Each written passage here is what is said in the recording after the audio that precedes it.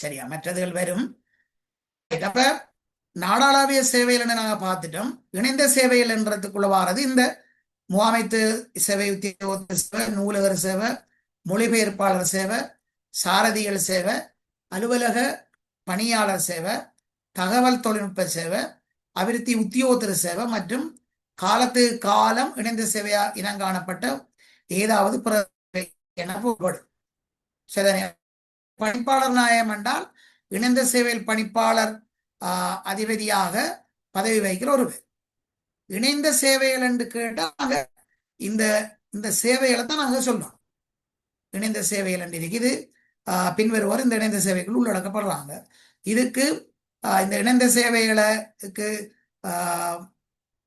உரிய நடவடிக்கைகளை மேற்கொள்றதுக்கு இணைந்த சேவை பணிப்பாளர் நாயகம் பொறுப்பாக இருப்பார் என்று எழுதுனா சரி. நாங்கள் அதை கேள்விகள் வரக்குள்ள பார்ப்போம். அடுத்த ஆட்சேர்ப்பு திட்டம். ஆட்சேர்ப்பு திட்டம் நாங்கள் பார்த்தோம். அதாவது அரசாங்க பதவிகளுக்கு சரிதானே, அரசாங்க சேவையில் உள்ள ஒரு பதவி அல்லது ஒரு தரத்துக்கு உத்தியோகத்தில் ஆட்களை சேர்க்கிறதுக்காக அந்த விடயங்களை அல்லது அதுக்கு இடைநீரான சில விடயங்களை உள்ளடக்கி நியமன அதிகாரியால முன்கூட்டியே தயாரிக்கப்பட்டு குழுவால் அங்கீகரிக்கப்பட்ட ஒரு முறையான முன்கூட்டிய ஒரு திட்டம் தான் ஆட்சேர்ப்பு திட்டம். ஆட்சேர்ப்பு திட்டம்னா ஆட்களை சேர்க்கிறதுக்கான ஒரு திட்டம். என்னத்துக்கு ஆட்களை சேர்க்கிறது?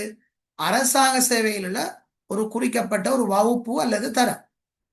சரி, குறிக்கப்பட்ட ஒரு வகுப்பு அல்லது தரத்துக்கு தேவையான உத்தியோகத்தர்களை அல்லது தேவையான நபர்களை சரிதானே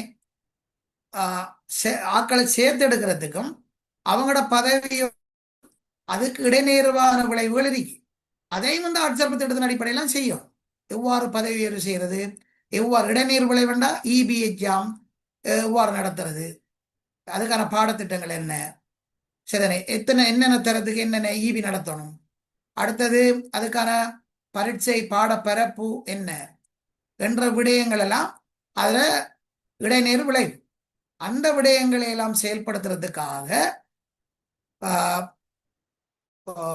ஆணைக்குழுவால அங்கீகரிக்கப்பட்ட ஒரு திட்டம். திட்டம்னா அவங்களுக்கு தெரியும், முன்கூட்டியே இதை தயாரிச்சு அனுமதி எடுத்து வைக்கணும். ஆட்சேர்ப்பு திட்டம் ஒன்று இல்லாம உத்தியோகத்தர்களுக்கு நியமனமோ பதவி உயர்வோ வேற ஏதும் முறையான நடவடிக்கைகளும் சரி. அதுக்காகத்தான் இந்த ஆட்சேர்ப்பு திட்டம் தயாரிக்கும். அப்ப ஆட்சேர்ப்பு திட்டம் வந்து செயற்பாடுகளை முறைப்படுத்துறதுக்காக வெளிப்படத்தன்மையோட முறைமைப்படுத்தி செய்யறதுக்காக செய்யறது. அப்ப இந்த ஆட்சேர்ப்பு திட்டம் இல்லாம இது நடவடிக்கைகள் செய்யப்பட்டால் அது வந்து இதுக்கு புறம்பான முறையில செய்யணும். சரிதானே, புறம்பான முறையில செய்யணும். அது இந்த சட்டத்துக்குள்ள வராது.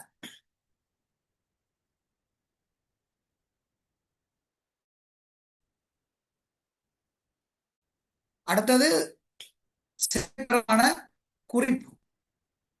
சேவை குறிப்பு ஆனால் ஆட்சேர்ப்பு திட்டம் என்னென்ன பார்த்தோம், அது பொதுச்சேவை ஆணைக்குழுவால நிர்ணயிக்கப்படுற ஒரு திட்டம். சரிதானே, அதே மாதிரி தான் இது என்னென்றால் இந்த ஆட்சேர்ப்பு திட்டமும் இதுல உள்ளடக்கப்படும். இந்த சேவை பிரமாண குறிப்புகள் உள்ளடக்கப்படும். சேவிஸ் மினிட் என்று நாங்கள் சொல்லுவோம். இது வந்து அதிவிசேட வர்த்தமானியில் வெளியிடணும். சரிதானே, வர்த்தமானியில வெளியிடும். அது வந்து பொதுச்சேவாணிக்குழு அங்கீகரிக்கப்பட்டு நியமன அதிகாரிக்கு வழங்கப்படும். அது வர்த்தமானியில வெளியிடப்படணும் இல்லை.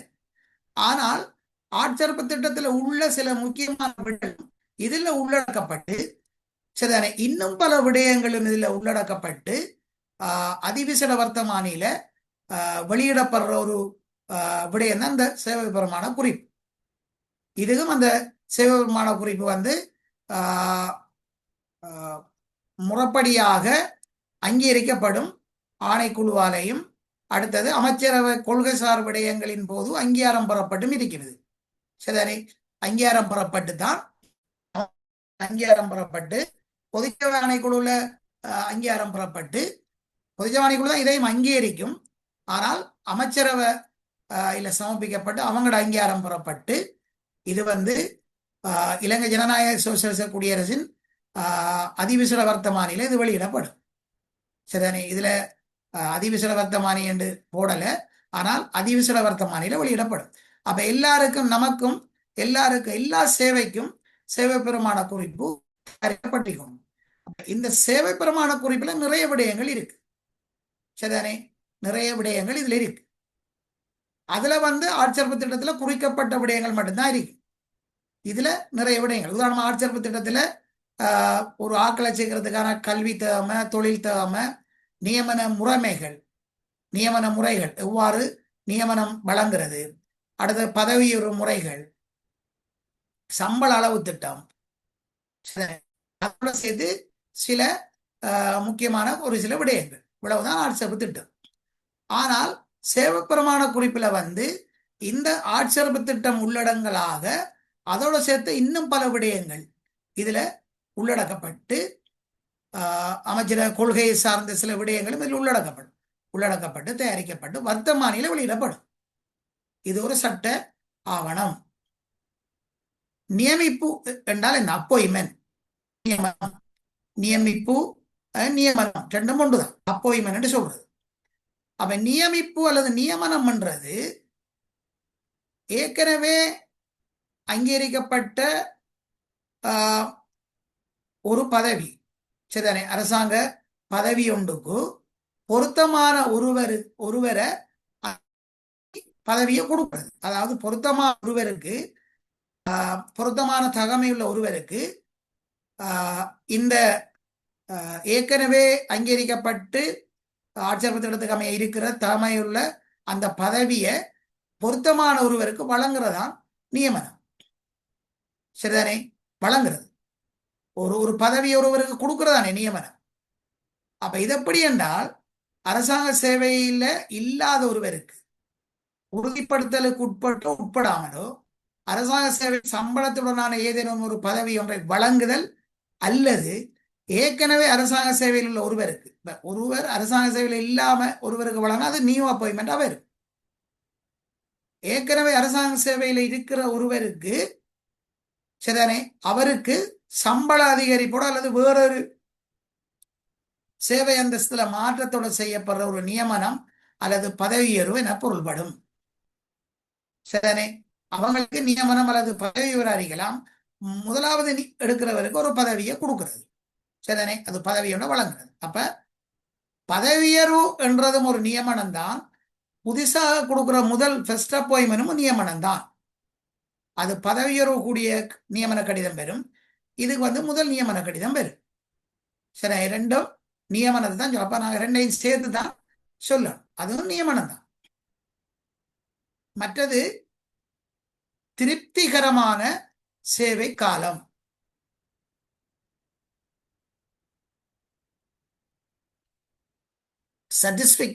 சாட்டிஸ்ஃபேக்டரி சர்வீஸ் சொல்றது திருப்திகரமான சேவை காலம்.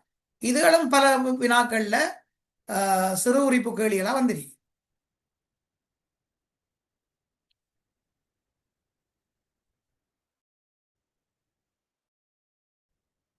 அப்ப திருப்திகரமான சேவை காலம் என்றால், ஒரு உத்தியோகத்தர் ஒருவர் வினைத்திறனுடனும் தளராத ஊக்கத்துடனும் கடமைகளை நிறைவேற்றியும், சரி, வினைத்திறனுடனும் தளராத ஊக்கத்துடனும் கடமைகளை நிறைவேற்றியும், சித்தியடைய வேண்டியிருந்த வினைத்திறன்கான் தடை தாண்டல்களில் சித்தி அடைந்தும், பதவி நிரந்தரமாக்கப்படுவதற்கு தேவையான தேவைகளை பூர்த்தி செய்தும், உரிய காலப்பகுதியில் உழைக்க வேண்டியிருந்த அனைத்து ஏற்றங்களையும் உழைத்தும், அவர் தண்டனைக்குரிய குற்றமதனையும் புரியாமலும் உள்ள கால பிரிவாகும்.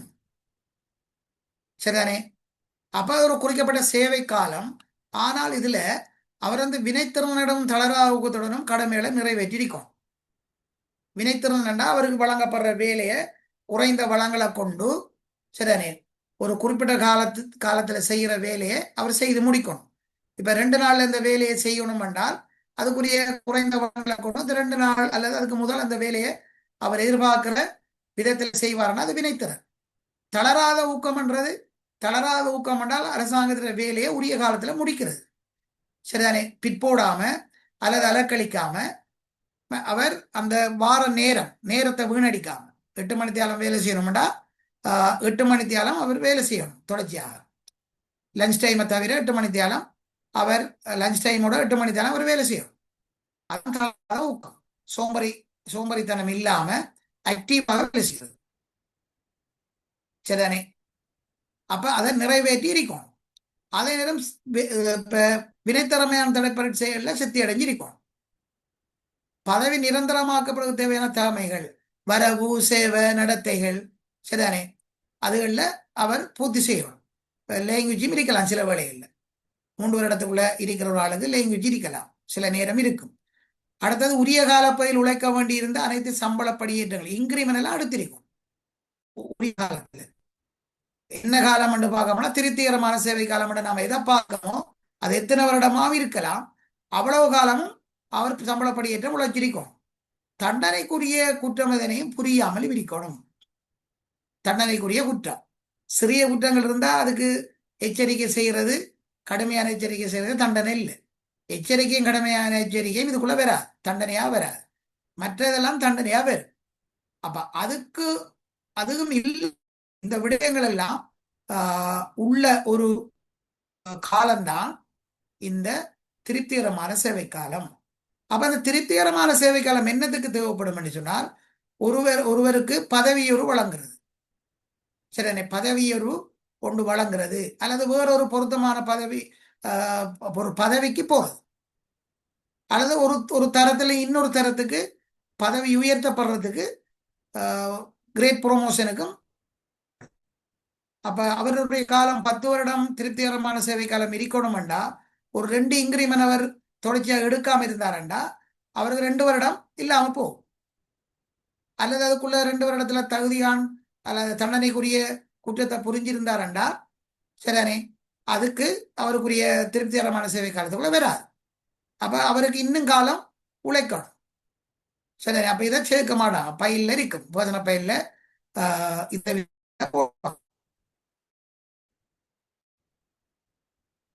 அரசாங்க கொள்கை தீர்மானத்துக்கு இணங்க பிரைக்கெட் குளிக்கிறத பாருங்க. அரசாங்க கொள்கை தீர்மானத்துக்கு இணங்க வழங்கப்படும் சம்பளமற்ற லீவு காலப்பகுதியும் திருப்திகரமான காலப்பகுதியாக கருதப்பட வேண்டும் என தீர்மானிக்கப்பட்டுள்ளடத்து அக்கால பிரிவும் திருப்திகரமான ஏன்னா ஒருவருக்கு 5 வருஷம் சம்பளமற்ற லீவில் ஒரு போறார். அரசாங்க கொள்கை தீர்மானம் அவர் விடுவிக்கப்பட்டிருப்பார், சில ஒரு அமைச்சு அல்லது திணைக்களத்துக்கு அல்லது ஒரு நிறுவனத்துக்கு. ஆனா அந்த கொள்கை, அந்த கொள்கைக்கு அமையாங்க வேலை செய்யறதுக்கான விண்ணப்பங்கள் கோல் பண்ணப்பட்டு அரசாங்கம் அவருக்கு அந்த நியமனத்தை கொடுத்திருக்கு. சம்பளமற்ற லீவாக இருந்தால் அங்க சம்பளம் எடுப்பார் மற்ற இடத்துல. அப்படியான இடத்துல அந்த சேவை காலம் அரசாங்கத்திர கொள்கை என்றபடியால் அதையும் சேர்க்கலாம். அடுத்து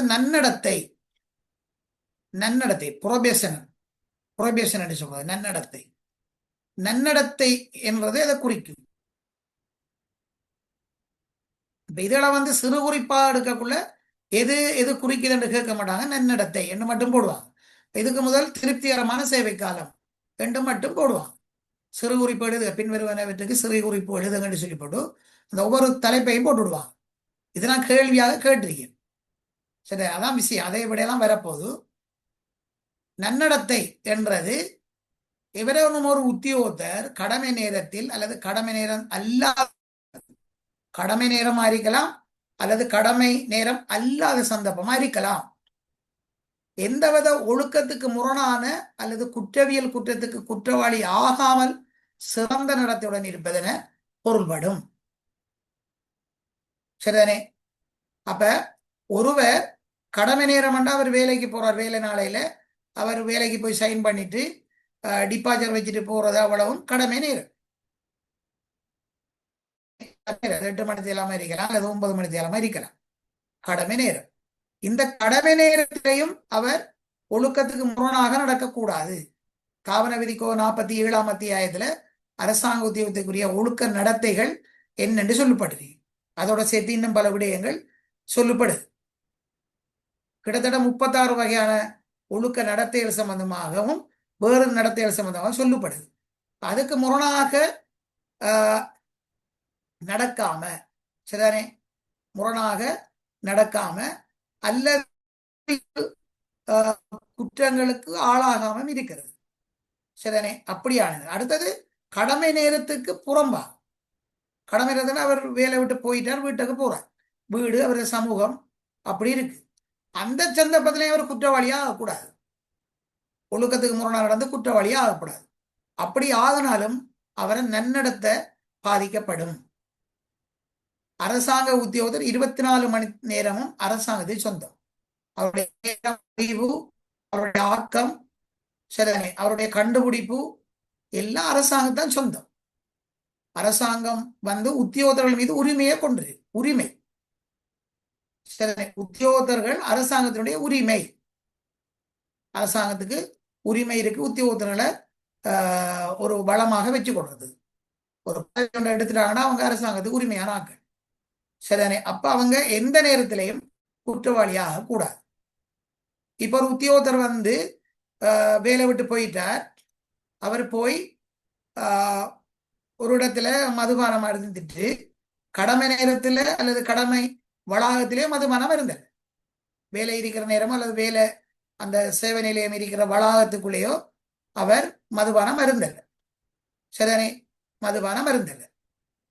அவர் போறார், வேலை விட்டு போய் அவர் வேலை விட்டுட்டு போயிட்டு இருந்தானே என்று போட்டு அவர் இருந்து அவர் மதுபானம் அருந்துறார். ஒரு இடத்துல பொது இடத்துல இருந்து மதுபானம் அருந்துறார். பொது இடத்திலிருந்து மதுபானம் அருந்த நேரம் யாருடையாவது அவங்க மக்களுக்கு இடைஞ்சலாக இருந்து ஏதாவது ஒரு பிரச்சனை போலீஸ் அவரை அரெஸ்ட் பண்ணுவாங்கன்னு சொன்னால் பொது இடத்துல பொதுமக்களுக்கு குந்தகமாக நடந்தது ரெண்டு ஒரு கேஸ போட்டால் இவர் நீதிமன்றத்தில் குற்றவாளியாக காணப்படும். ஏன்னா சட்டம் ஒன்றிற்கு மதுபானம் போதை அருந்தி போதை குற்றம், மதுபானம் அருந்தி பொதுமக்களுக்கு அல்லது வேறொருவர் விடயங்களை இடைஞ்சலாக அல்லது அவங்களுக்கு வார்த்தை பிரயோகத்தில் அவர் முரணான முறையில செயல்பட்டா அவருக்கு பொது சட்டம் பாராளுமன்ற சட்டத்துக்குள்ள தண்டனை கொடுக்கலாம்.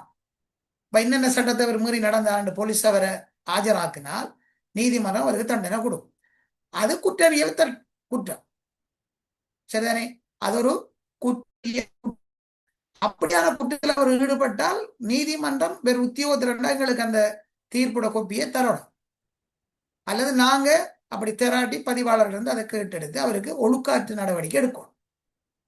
சரி, ஒழுக்காறு நடவடிக்கை எடுத்து அவருக்கு நடவடிக்கை போகும். அப்ப இப்படியான கடமை நேரத்துக்கு புறம்பாகவும் அவர் குற்றவியல் குற்றத்துக்கு ஆளாகாம இருக்கணும். நன்னடத்தை என்று சொல்றது, சரிதானே, நன்னடத்தை என்று சொல்றது. இப்போ ஒரு வாழ்க்கை துணை அரசாங்க உத்தியோகத்தில் இல்லாட்டியும் அவனுக்கும் சொல்லி வைக்கணும், சரிதானே.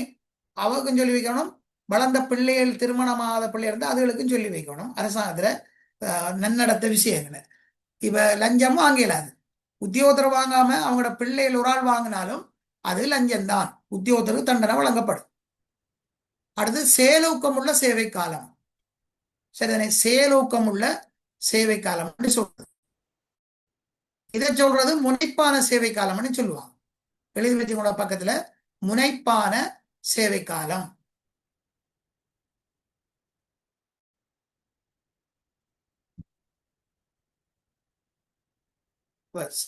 முனைப்பான அல்லது செயலூக்கமுள்ள சேவை காலம் என்றால் ஒருவர் தனது பதவிக்குரிய சம்பளத்தை பெற்ற நிலையில் உண்மையிலேயே கடமையில் ஈடுபட்ட காலம், அதாவது சம்பளம் எடுத்து வேலை செய்த காலம்.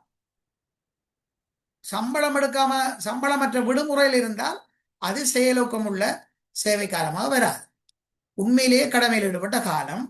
அடுத்தது அமைச்சரவை செயலூக்கம் உள்ள கால பகுதியாக கருதப்பட வேண்டும் என விசேடமாக குறிப்பிட்டா அது சம்பளமற்ற லீவு காலமாக இருந்தாலும் அதையும் எடுக்கணும். ஏனென்றால் அரசாங்கம் இவரை இன்னொரு விடயங்களுக்காக கொள்கை அடிப்படையில விடுவிப்பு செய்திருப்பாங்க. சரி, விடுவிச்சு அவர் அங்கு கடமையாற்ற காலமும் சம்பளமற்ற விடுமுறை காலமாக இருந்தாலும் அதையும் நான் ஏற்கனவே இப்ப பார்த்த மாதிரி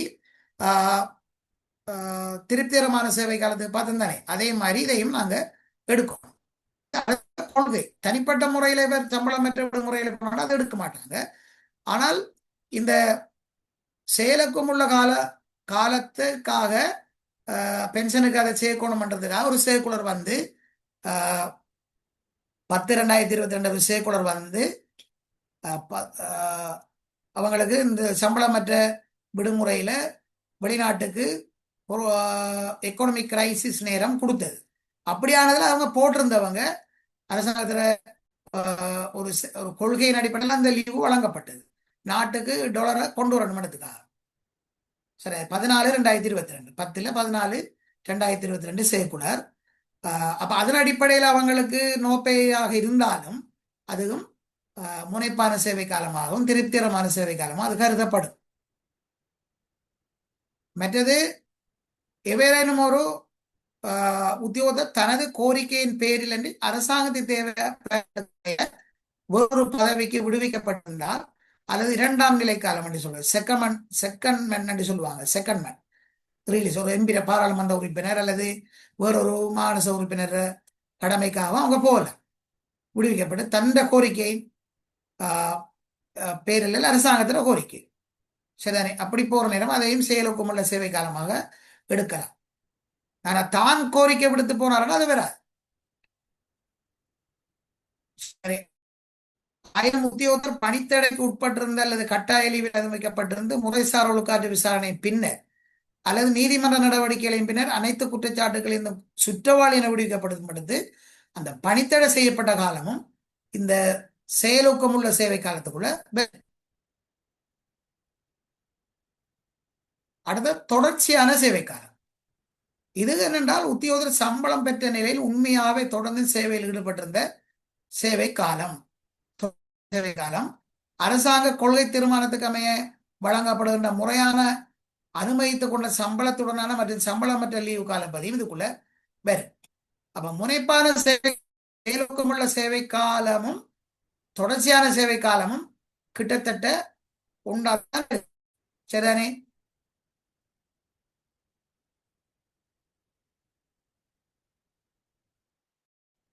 தொடர்ச்சியாக முறிவுபடாமல் இருக்கணும். அடுத்த இடமாற்றம். இடமாற்றம் என்றது ஒரு உத்தியோகத்தரை சரிதானே, ஒரு உத்தியோகத்தரை ஒரு சேவை நிலையத்திலிருந்து ஒரு ஸ்டேஷன் ஒரு சேவை நிலையத்திலிருந்து அல்லது நிறுவனத்திலிருந்து இன்னொரு நிலையத்துக்கு அல்லது நிறுவனத்துக்கு இடமாற்றம் செய்தல் தான் இடமாற்றம். இது இடமாற்ற சபையால வருடாந்த இடமாற்றமாக செய்யப்படலாம் அல்லது வேற சேவையின் தேவையின் அடிப்படையிலையும் நாங்கள் பார்த்து இடமாற்ற வகைகள் இடமாற்றம் செய்யப்படலாம் சரிதானே. ஆனால் இப்ப ஒரு சேவை நிலையத்துல ஒரு பிரிவிலிருந்து இன்னொரு பிரிவுக்கு வழங்குறது அது இடமாற்றமாக கருதப்பட மாட்டாது. அது ஒரு பிரிவுகளுக்காக கடமைகளுக்காக அவரை கடமைகளுக்காக இணைக்கிறது என்று அது வரும்.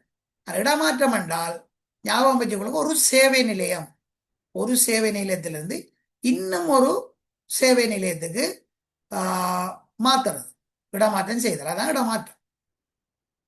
அது ஒரு நிறுவனம்.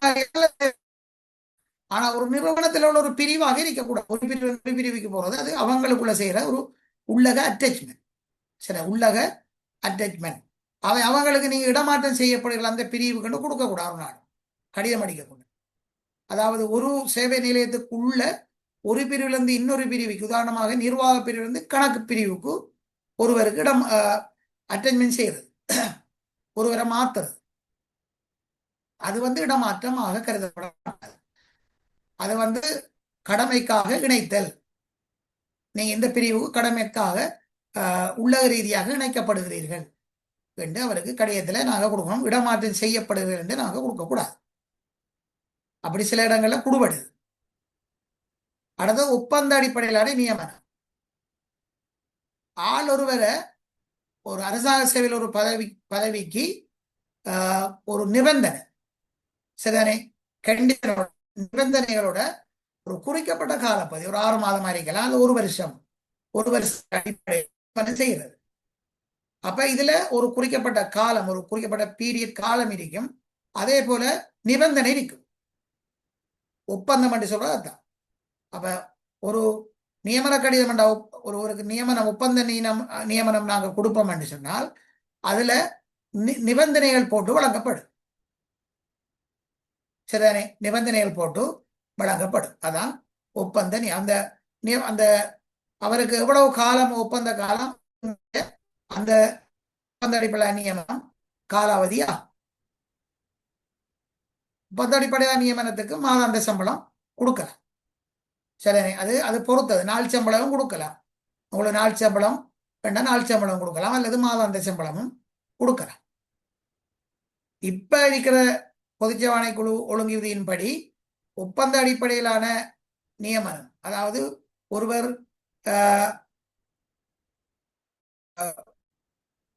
ஒரு பொருத்தமான ஒருவர் ரிட்டையர் பண்ணிட்டு போவார், அல்லது ஒரு பதவி என்று ஒருவர் எடுக்கணுமா இருந்தால் 1 வருஷம் என்ற அடிப்படையில் அந்த ஒப்பந்த அடிப்படையில் நியமனத்தை கொடுக்குறான். ஒரு வருஷமாக கொடுக்கலாம். இப்ப ஓய்வு பெற்ற ஒருவர் ஒப்பந்த அடிப்படையில் எடுக்கணும்னா 1 வருஷம் தான், 1 வருஷத்துக்கு மேல எடுக்க மாட்டாங்க.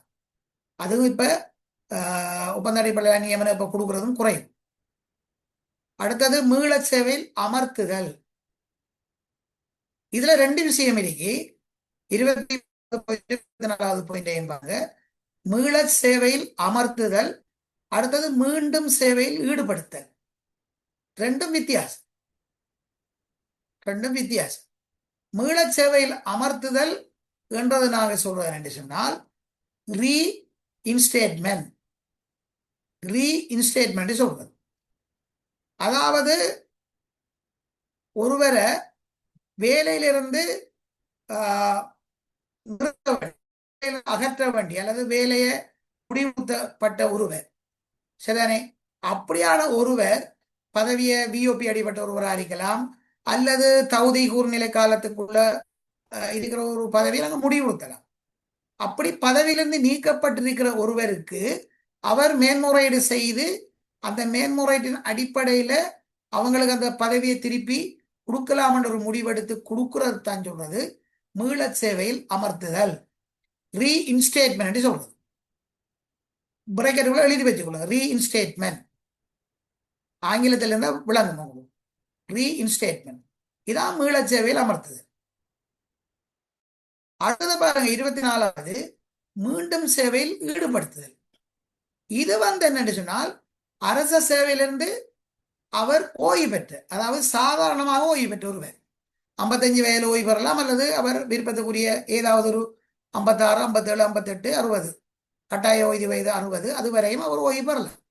அவர் ஒழுங்கான முறையில சேவை செய்து ஓய்வு பெற்ற ஒருவர், சரிதானே? அப்படி ஓய்வு பெற்ற ஒருவருக்கு திருப்பி நாங்க வேலை கொடுக்கிறது அவரை சேவையில் ஈடுபடுத்துறதா மீண்டும் சேவையில் ஈடுபடுத்தல்.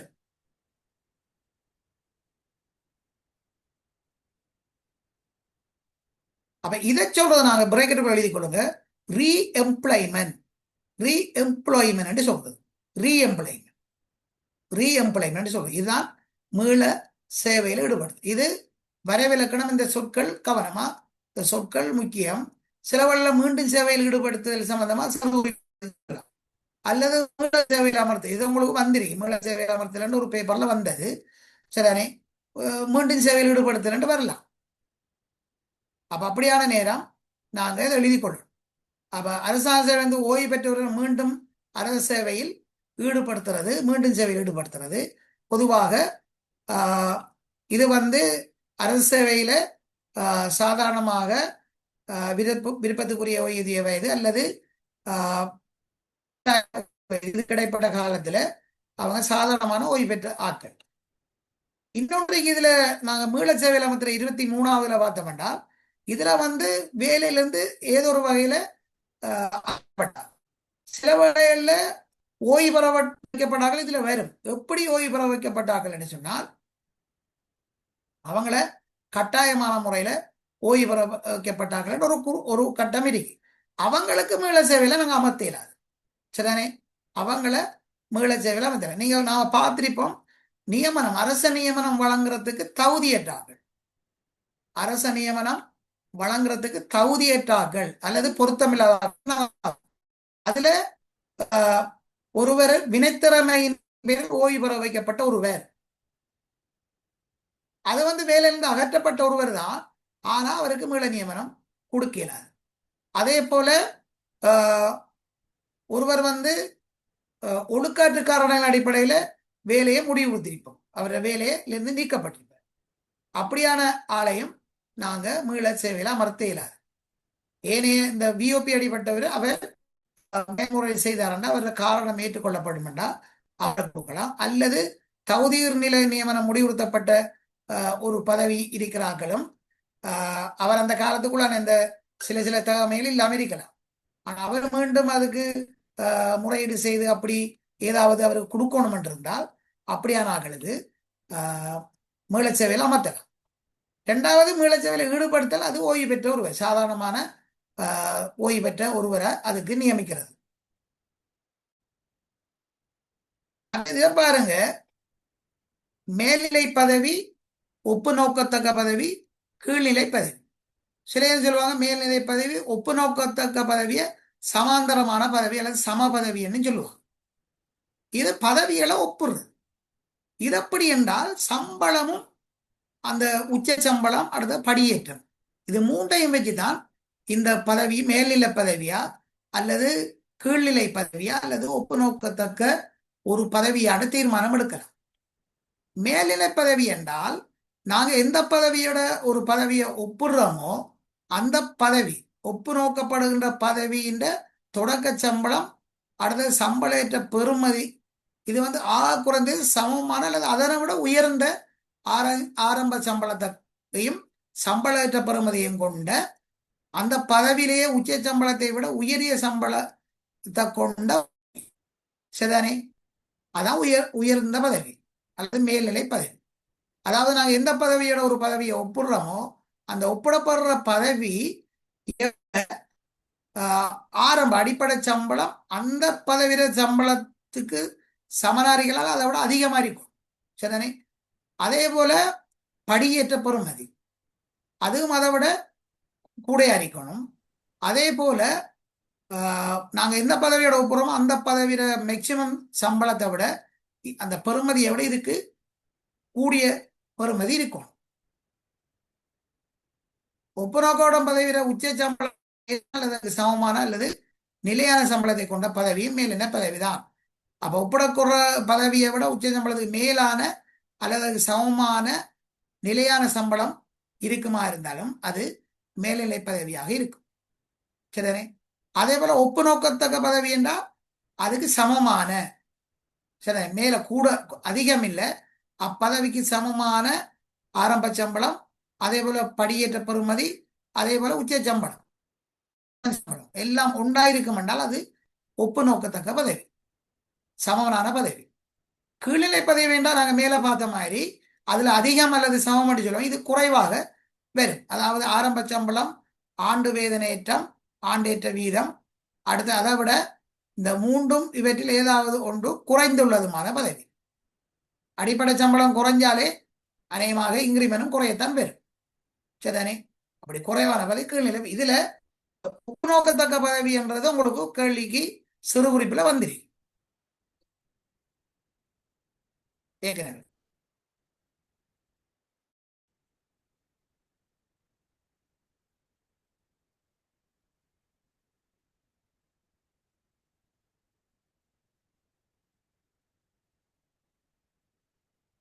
அடுத்தது கடமைப்படி. கடமைப்படி என்றது நாங்க தொழில் புரிகிற இடத்துல இரவை கழிப்பதற்காக இணைந்த படிக்கு பதிலாக கடமைப்படி ஒன்று கொடுப்பனவு செய்யப்படுற ஒரு உத்தியோகத்தை அவரது வதிவிடத்துக்கும் தொழில் புரிகிற இடத்துக்கும் இடையில எப்படி இருந்த போதிலும் இந்த படியை அவருக்கு பெற்றுக்கொள்ளலாம் சரிதானே. இது செய்யப்படும் இடத்தில் இணைந்தபடியின் பாதி அளவு சரி செய்யப்படியாக வழங்கலாம் சரிதானே. சரி செய்யப்படியாக வழங்கலாம். அடுத்தது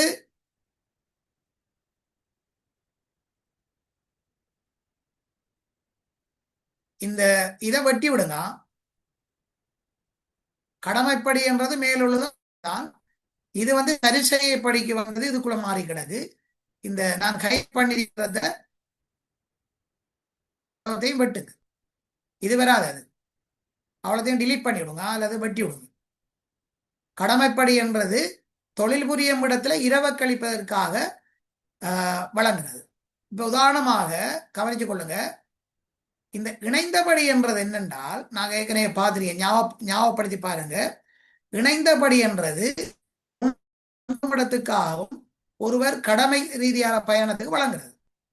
உத்தியோகபூர்வ பயணம் அல்லது கடமை ரீதியான ஒரு பயணத்துக்கு இந்த ஒரு உத்தியோகத்தர் வந்து உணவுக்காகவும் தங்குமிடத்துக்காகவும் செலவழிக்கப்பட்ட செலவை நாங்க ரீஇம்பெஸ்ட் பண்றது, அது அவருக்கு கொடுக்கறது. அதான் இணைந்தபடி.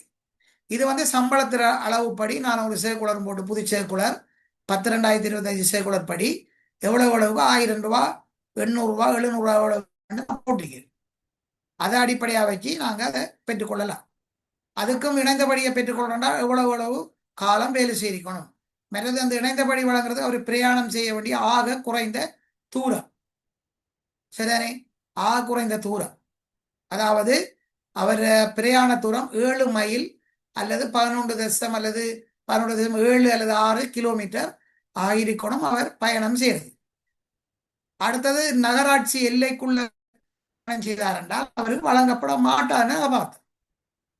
நகராட்சி எல்லை, நகராட்சியான ஒரு மாநகர சபை என்றால் மாநகர சபை எல்லைக்குள்ள ஒரு பயணம் அமைஞ்சால் அவருக்கு வழங்கினார்.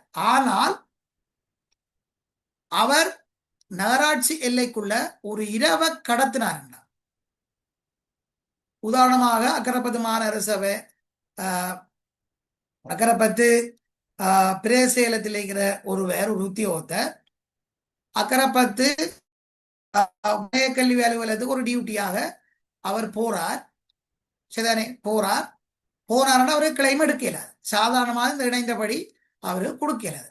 ஆனால் அவர் போய் ஒரு இரவை வந்து அந்த வலய கல்வி அலுவலகத்தில் டியூட்டியாக ஒரு இரவோ 2 இரவோ அவர் கடத்துவார்னால் அவருக்கு இந்த கடமைப்படி கொடுக்கலாம். அதுதான் சொல்லுவாங்க கடமைப்படி. இது இணைந்தபடிக்கு பதிலாக கொடுக்கிற ஒன்று. இதுக்கு வந்து அவரை வதிவிடத்துக்கும் தொலைவிட தூரத்தை நாங்க கணக்கில் எடுக்கிறாரு. அது ஒரு 100 மீட்டரா இருந்தாலும் நாங்க கொடுக்கலாம். ஏன்னா ஒரு இரவு அவர் இரவை கடத்துற அவர் அங்க தங்குமிடம். அடுத்தது ஆனால் இதுக்கு பதிலாக அங்க அரசாங்க செலவு எதுவும் கொடுப்பாங்கன்னா கொடுக்கக்கூடாது. இந்த இணைந்தபடி வந்து அரசாங்கத்தால ஏதாவது இவங்களுக்கு இந்த உணவுக்கும் தங்குமிடத்துக்கும் கொடுப்பனவு கொடுப்பாங்கன்னு சொன்னா அது எங்களுக்கு கொடுப்பனவு கொடுத்ததுன்றது எங்களுக்கு தெரிய சொல்லுவாங்க. அவங்களுக்கு accommodation and meals will be provided என்று சில நேரம் கடிதங்களை போட்டிக்கலாம். அப்படி போட்டால் அவங்களுக்கு உணவும் தங்குமிடமும் வழங்கப்படும் என்று போட்டால் அவங்களுக்கு கொடுக்கக்கூடாது. அந்த இணைந்தபடி போக்குவரத்து செலவு மட்டும் கொடுக்கும். சில இது போக்குவரத்து செலவும் அவங்களுக்கு வழங்கப்படும் என்று போட்டால் அவங்களுக்கு கிளைமே கொடுக்கக்கூடாது அரசாங்க கடமைக்கு போறது. சரிதானே? அப்படி இருந்தா கொடுக்கக்கூடாது. அப்படி இல்லை என்றால் ஒரு இரவை கடத்தினாருன்னா அவருக்கு இந்த கடமைப்படி. அப்ப கடமைப்படி நான் ஞாபகம் வச்சு கொள்ளுங்க. அதாவது இணைந்தபடிக்கு பதிலாக கொடுக்குற ஒரு படி ஒரு இரவை கடத்துறது. சரிதானே? அது அநேகமாக இந்த மாநகர எல்லைக்குள்ள வார இரண்டா மற்றார்கள் இணைந்தபடியே வர்றதுக்கு எடுத்துக்கொள்ளலாம். மனிதாவளத்தையும் வெட்டி விடுங்க, அது கிளறிக்கிறத வெட்டுங்க. அடுத்து வெளிக்கள அலுவலர். வெளிக்கள அலுவலர்ன்றதுக்கு நான் இது வந்து இந்த வரவிலக்கணம் குழுவில் உள்ள வரவிலக்கணம் முக்கியமாக இதுவும் சிறு உரிமையோட வாரது.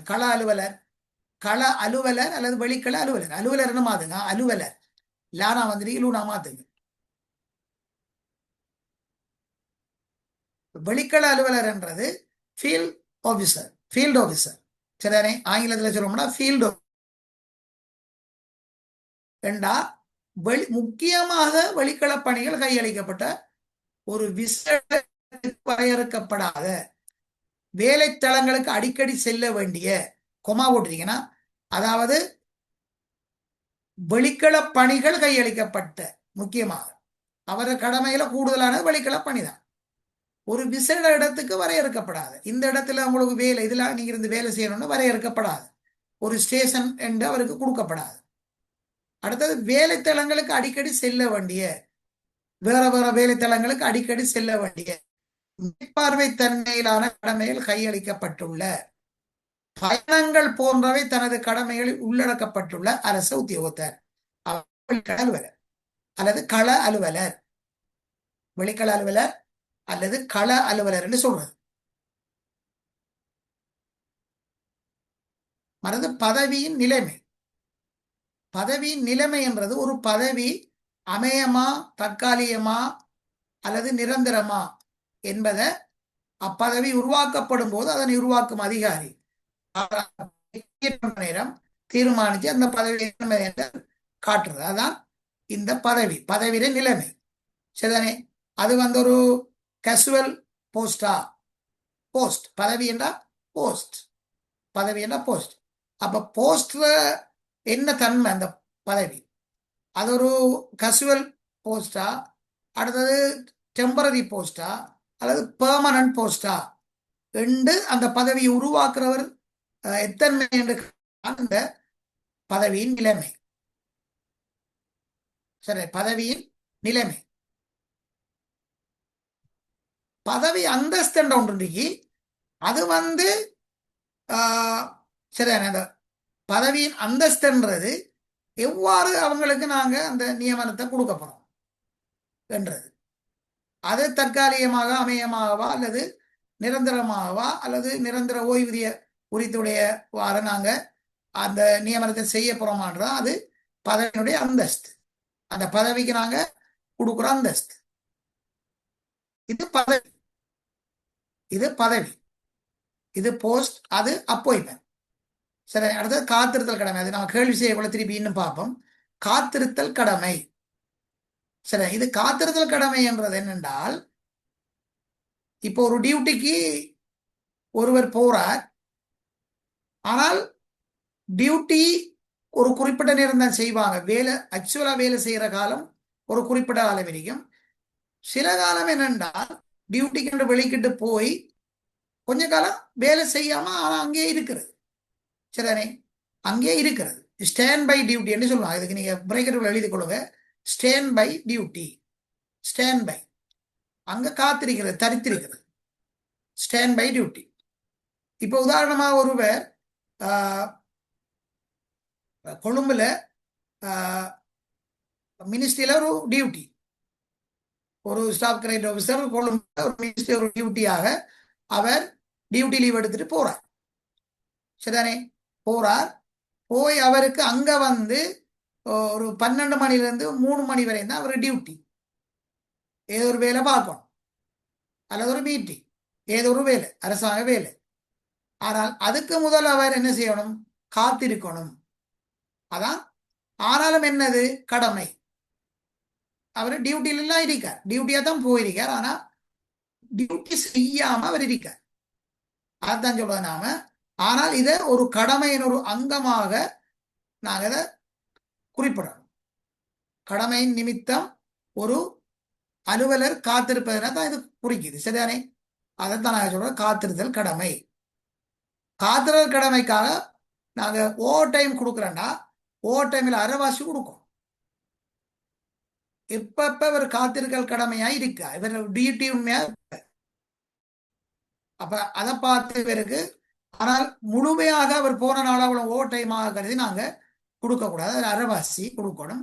அங்க டியூட்டி செய்யற நேரம் அவருக்கு அது பிரச்சனை, அது டியூட்டி டைம், அதுக்கு கொடுக்கலாம். ஓவர் டைம், ஓவர் டைம் கொடுத்து அவருக்கு வர கொடுப்பன இருந்தாலும் அது கொடுக்கலாம். மற்றது வாழ்க்கை செலவுப்படி. வாழ்க்கை செலவுப்படி என்றது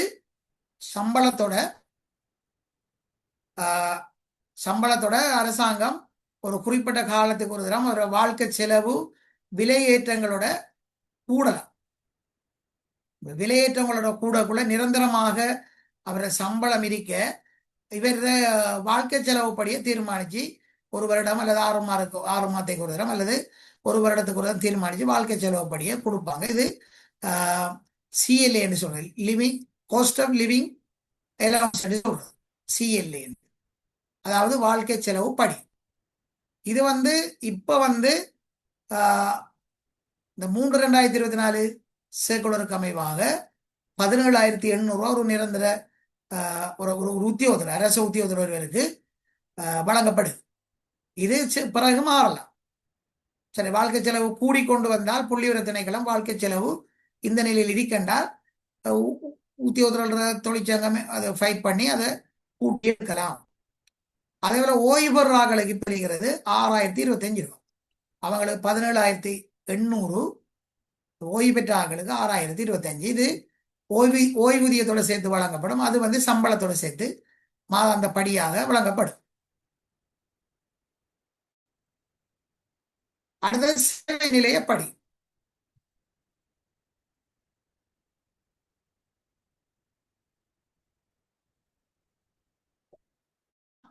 அநேகமான கேள்வி பேப்பர்கள்ல சிறு உறுப்புகளுக்கு அடிக்கடி வராது, அநேகமா வரகு. சேவை நிலையப்படி என்றால் கடல் மட்டத்திலிருந்து 5000 அடி உயரத்துல இருக்கிற சேவை நிலையத்துல வேலை செய்யறாங்க ஆக்களுக்கு. அதாவது அநேகமாக இந்த அப்கண்ட்ரி சைடா இருக்கும், அங்க வேலை செய்யற, அதாவது 5000 அடி உயரமாக அது கணிக்கப்படணும். அங்க வேலை செய்யற ஒவ்வொரு உத்தியோகத்தருக்கும் அவங்களோட திரட்டிய சம்பளம் ஏண்டா கன்சுலேட்டர் அடிப்படை சம்பளத்தோட இன்கிரிமெண்ட் எல்லாம் சேர்ந்து வர சம்பளம் திரட்டிய சம்பளம் என்று சொல்றது.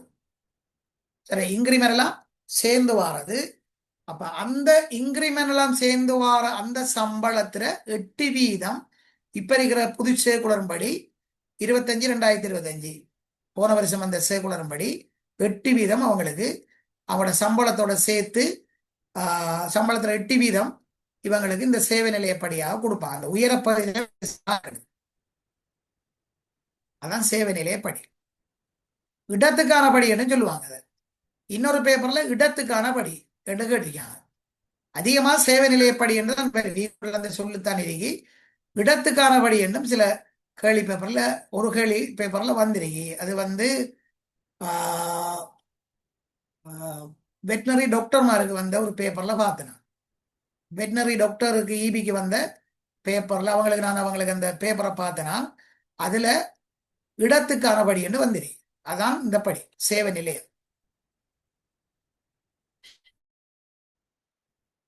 மற்றது மாற்றப்பட்ட படி. மாற்றப்பட்ட படி என்றது என்னன்னு சொன்னால், அதாவது வளமையாக கடமைகளை செய்கிற, அடிக்கடி பிரயாணம் செய்ய வேண்டியுள்ள ஒரு உத்தியோகத்தர், அநேகமா ஃபீல்டு ஆபீசர்ஸ் நாம பார்த்தோம், கள உத்தியோகத்தர். அவன் அடிக்கடி பிரயாணம் செய்ய வேண்டிய உத்தியோகத்தர். அப்படி வளமையான கடமைகள் அதான் அவங்களுக்கு. அப்படி ஆட்களுக்கு மைல் கூலி கட்டணத்தின் அடிப்படையில் ஒரு குறிக்கப்பட்ட படியை கொடுக்கிறது. இதை காலத்துக்கு காலம் தாவரங்கள் பணிப்பாளர் அந்த அங்கீகாரத்தோட நாங்கள் இதை எவ்வளவு இவருக்கு கொடுக்கறது என்று அவருக்கு அதை கொடுக்கலாம். அது இணைந்த படிகளை பெறுவதற்கு இந்த உத்தியோகத்திற்கு இல்லை, இணைந்த படிகளுக்கு பதிலாகத்தான் இந்த மாற்றப்பட்ட படியை கொடுக்குறது. இதை நான் பொதுவாக நாம சொல்றத சிடிஏ என்று சொல்லுவோம். சிடிஏ கமிட்டட் என்று சொல்றது. Committed committed committed travelling allowance, CTA நாம சிடிஏ கிளைம் போம் நாங்க சொல்றது. அந்த இதுல கொடுக்குற அந்த மாற்றப்பட்ட படி, மாற்றிய பிரயாணப்படின்னு சொல்லுவாங்க. மாற்றிய பிரயாணப்படி இதுல அவர போக்குவரத்து செலவு இணைந்தபடி, அடுத்தது எல்லாம் சேர்ந்த ஒரு படியா தான் இது இருக்கு.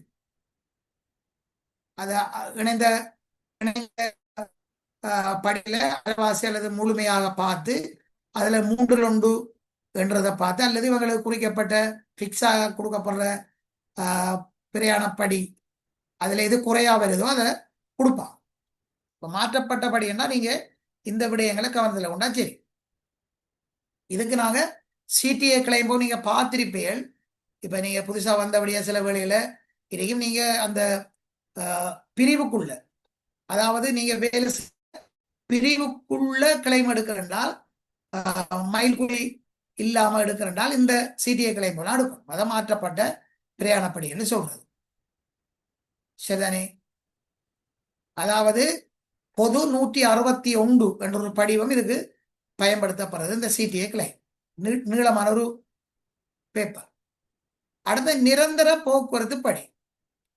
நிரந்தர போக்குவரத்து படி என்ற ஒரு படி இருக்கு. என்னென்றால் சில அலுவலகங்கள் தொடர்ச்சியாக வேலை செய்யக்கூடிய ஊழியர்களுக்கு சைக்கிள் துவிச்சக்கர வண்டிக்கு அவங்களுக்கு கொடுக்குறது.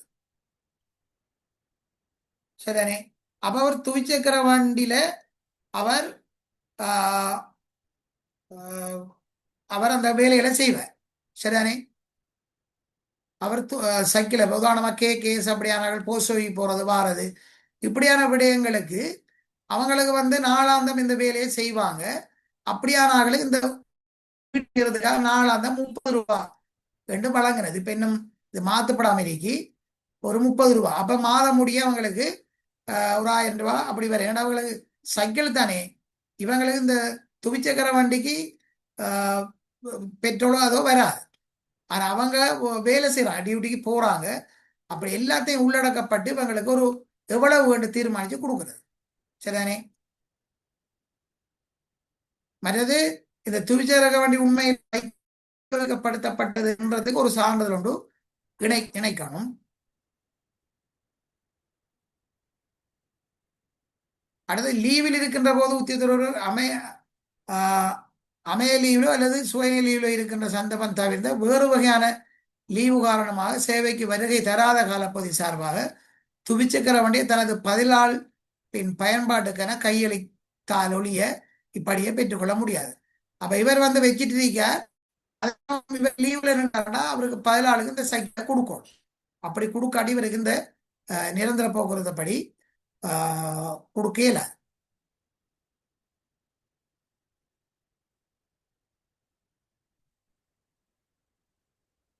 அடுத்து சொத்துக்கள் மற்றும் பொறுப்புகள் வெளிப்படுத்தல். இது உங்களுக்கு தெரியும். அரசாங்கத்தில் நியமனம் பெறுகின்ற முதல் நியமனத்துக்கு வார எல்லா உத்தியோகத்தர்களும் சரி முதல் நியமனம் பெறுற அண்டைய தினமே இந்த பொது 261 ஜெனரல் 261 என்ற ஆஹ், சொத்துப்படி சரிதானே. இதை சொத்து பிரகடனம் என்று நாங்கள் சொல்லுவோம். அப்ப சொத்து பிரகடனத்தை அன்றைக்கே செய்யும்.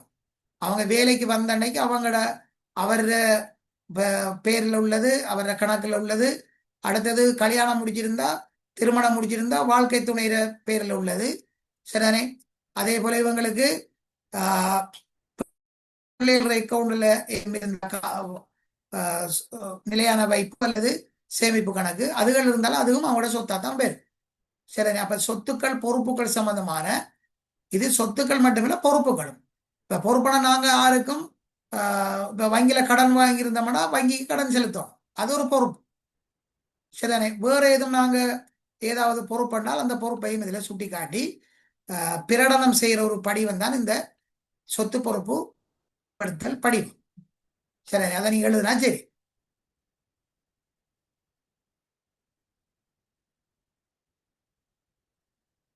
இணைந்த சேவை என்றதை நாங்க ஏற்கனவே பார்த்துட்டோம். நாடாளுமன்ற சேவையும் பார்த்துட்டோம். அடுத்து இதை கவனிங்க. ஓய்வுக்கு முந்தின லீவு நாம லீவ்லையும் பார்த்திருக்கோம். அதாவது ஓய்வுக்கு முந்தின லீவ்ன்றது ஒரு உத்தியோகத்தர் வந்து அவருடைய ஓய்வூதியம் தயார்படுத்துறதுக்கா. சரிதானே. அவர் ஓய்வூதியத்துக்கு போறதுக்கு அனுமதி எடுத்துட்டார் என்றால் அவர் நியமன அதிகாரிட்டிருந்து ஓய்வூதியத்துக்கு போறதுக்கு ஒவ்வொருவரும் தங்களோட நியமன அதிகாரிட்ட அனுமதி எடுக்கும். இப்ப 55 வயது ஆகின உடனே அல்லது 55 வயது ஆகிறதுக்கு 3 மாதங்களுக்கு முதல் அவர் இந்த ஓய்வுக்கு முன்னரான அறிவித்தலை கொடுக்கணும், நான் ஓய்வு பெறுகிறேன் என்று. அவரை டாக்குமெண்ட்ஸ் எல்லாம் அனுப்பி அவர் ஓய்வதுக்கான அனுமதி எனக்கு பேரு ஒரு வாரத்துக்குள்ள வந்தால் அந்த ஓய்வூதியத்துக்கான அனுமதி கடிதத்தையும் வச்சு இவர் ஓய்வு பெறத்துக்கு ஆகக்கூடியது 3 மாதம். 3 மாதத்துக்கு மேல கொடுக்குறல 3 மாதம் என்ற அடிப்படையில் ஓய்வுக்கு முந்தின லீவை கொடுக்கலாம். இது ஆசிரியர்களுக்கும் எல்லாருக்கும் பொருந்தும். சரிதானே. இந்த ஓய்வுக்கு முந்தின லீவை வந்து எப்ப இருந்து கொடுக்குறது, அதாவது இவங்க சேமிச்ச லீவை தான் கொடுப்பாங்க. கடந்த காலத்துல லீவுகள் சேமிக்கப்படாட்டி ஒருவருக்கும் இது வராது. சேமிச்ச லீவு இல்லாம போறாங்களுக்கு வராது. வெக்கேஷன் லீவு சேமிச்ச லீவா இருக்கும். அப்ப எவ்வளவு காலம் அவங்களுக்கு சேமிச்ச லீவு கண்டு பார்க்கணும்டா 1/1/2007 ஆண்டிலிருந்து சேமிச்சு கொண்ட லீவை அவர் பெற்றுக்கொள்ளலாம். அதுக்கு முதல் சேமிச்ச லீவை பெற்றுக்கொள்ளலாது. அதாவது 2007 ஜனவரி 1 சேமிக்கப்பட்ட லீவை அவர் இந்த ஓய்வுக்கு முந்தின லீவாக பெற்றுக்கொள்ளலாம். ஆனால் அவர் நிறைய சேமிச்சிருந்தாலும் 3 மாதத்துக்கு மேல கொடுக்க இயலாது. கூடுனது 90 நாள், தொடர்ச்சியாக வரும் 90 நாள். சரிதானே. அதை விட குறைய வருமே தவிர கூட வராது. சரிதானே. அதான் ஓய்வுக்கு முன்னரான லீவ். இது ஓய்வுக்கு முன்னாயத்த லீவுன்னு சொல்றது. ஓய்வுக்கு முந்தின முன்னாயத்த லீவுன்னு சொல்லுவாங்க. அவர் வந்து தங்களோட டாக்குமெண்ட்ஸ் எல்லாம் எடுத்து பென்ஷனுக்கு போறதுக்கான ஆவணங்கள் எல்லாம் தயார்படுத்தி எடுக்கிறதுக்காக இது கொடுக்கும். இது ஒருவருக்கு ஒரு சேவை காலத்துல ஒரு தரம் தான், ஒரு தடவை தான் கொடுப்பாங்க. ஓய்வு பெற நேரம் மாத்திரம். மற்றது இணைந்தபடி என்றதும் நாம திருப்பி போட்டிருக்கோம். இது வந்து உணவு தங்குமிடத்துக்காக வழங்குறது, உத்தியபூர்வ கடமைக்காக சேவை நிலையத்தின் வெளியே உள்ள ஒரு காலப்பகுதி தான் வழங்குவான். உதாரணம், சேவை நிலையத்துக்குள்ள சங்கட சேவை நிலையம் சேவை பரப்புக்குள்ள கொடுக்க மாட்டான். இணைந்தபடி சேவை நிலையத்துக்கு வெளியில போற கடமைகளுக்கு தான் இது வழங்கப்படும்.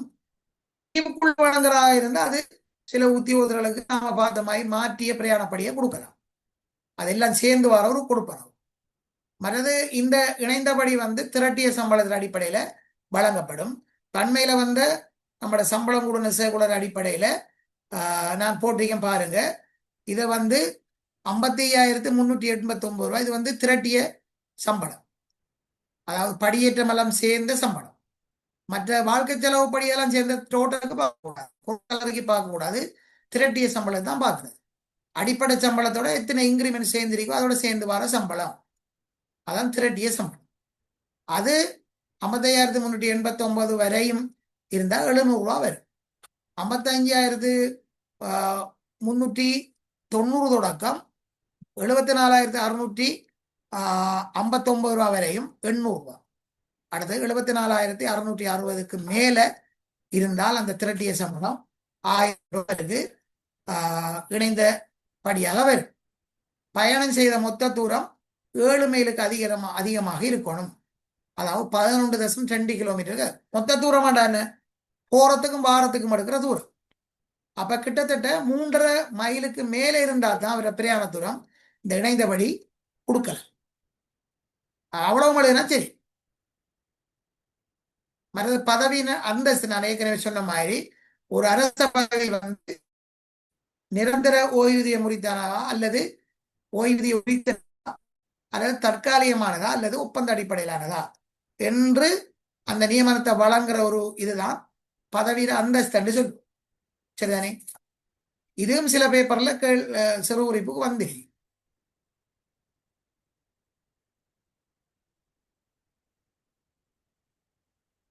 மற்றது சேவை சான்றிதழ். சேவை சான்றிதழ் என்றது இழைப்பதால அல்லது தாமாக கேட்டு விலகுவதால சேவையிலிருந்து விலகும் அரசாங்க உத்தியோகத்திற்கு அன்றி வேறவருக்கு இது அவர் சேவையில இருக்கக்கூட வழங்கக்கூடாது.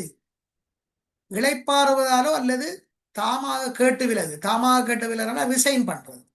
ரிசைன் பண்ற ஒரு உத்தியோகத்தருக்கும் அல்லது ஓய்வு பெற்ற ஒரு உத்தியோகத்தருக்கும் தான் இது சேவை சான்றிதழ் வழங்கும். மற்ற ஆட்களுக்கு இந்த நடத்தை வரவு திறமை பற்றி சான்றிதழ் கொடுக்க கூடாது. சேவை சான்றிதழ் என்றது சில ஆட்களை பார்த்தீர்கள் சேவையில் இருக்கக்கூட இந்த சேவையை உறுதிப்படுத்தாங்கன்னு கேட்குறது, அது வேறு. அது சர்வீஸ் கன்ஃபர்மேஷன் என்று நாம சொல்லலாம். அதாவது சேவையை உறுதிப்படுத்தல் என்றோடு கொடுக்கலாம். இவர் இந்த ஒரு ஆள் இந்த நியமனத்திலிருந்து அல்லது இவ்வளவு காலம் இங்க தொடர்ச்சியா வேலை செய்து கொண்டிருக்கார் என்று கொடுக்கிறது. இது வந்து ஓய்வு பெற்ற ஒருவர் அல்லது ரிசைன் பண்ணின ஒருவருக்கு அவரை ரிக்வஸ்ட வாங்கி போட்டு இது கொடுக்கும். சரிதானே?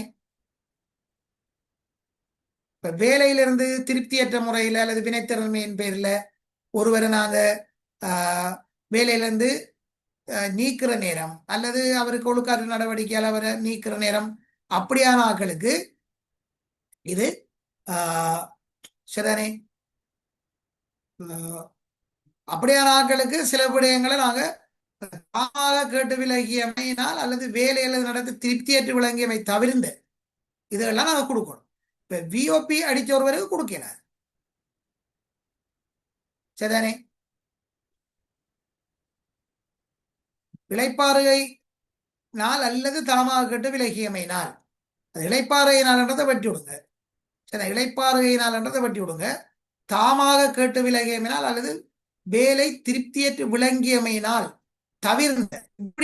தவிர்ந்த மற்ற காரணங்களுக்காக தற்காலிக நியமனம் முடிவுறுத்தப்பட்டமையினால் அரசாங்க சேவையை விட்டு விலகும் உத்தியோகத்தர்களுக்கு இப்படி கொடுக்கல. சரிதானே? தற்காலிக நியமனம் என்றது முடிவுறுத்தப்பட்டார்களுக்கும் இது கொடுக்கல. டெம்பரரி கசுவல் இருந்து அப்படி அவங்களுக்கு நம்ம பெர்மனன்ட் எடுக்க போகிற நேரம் தேவைப்படும்.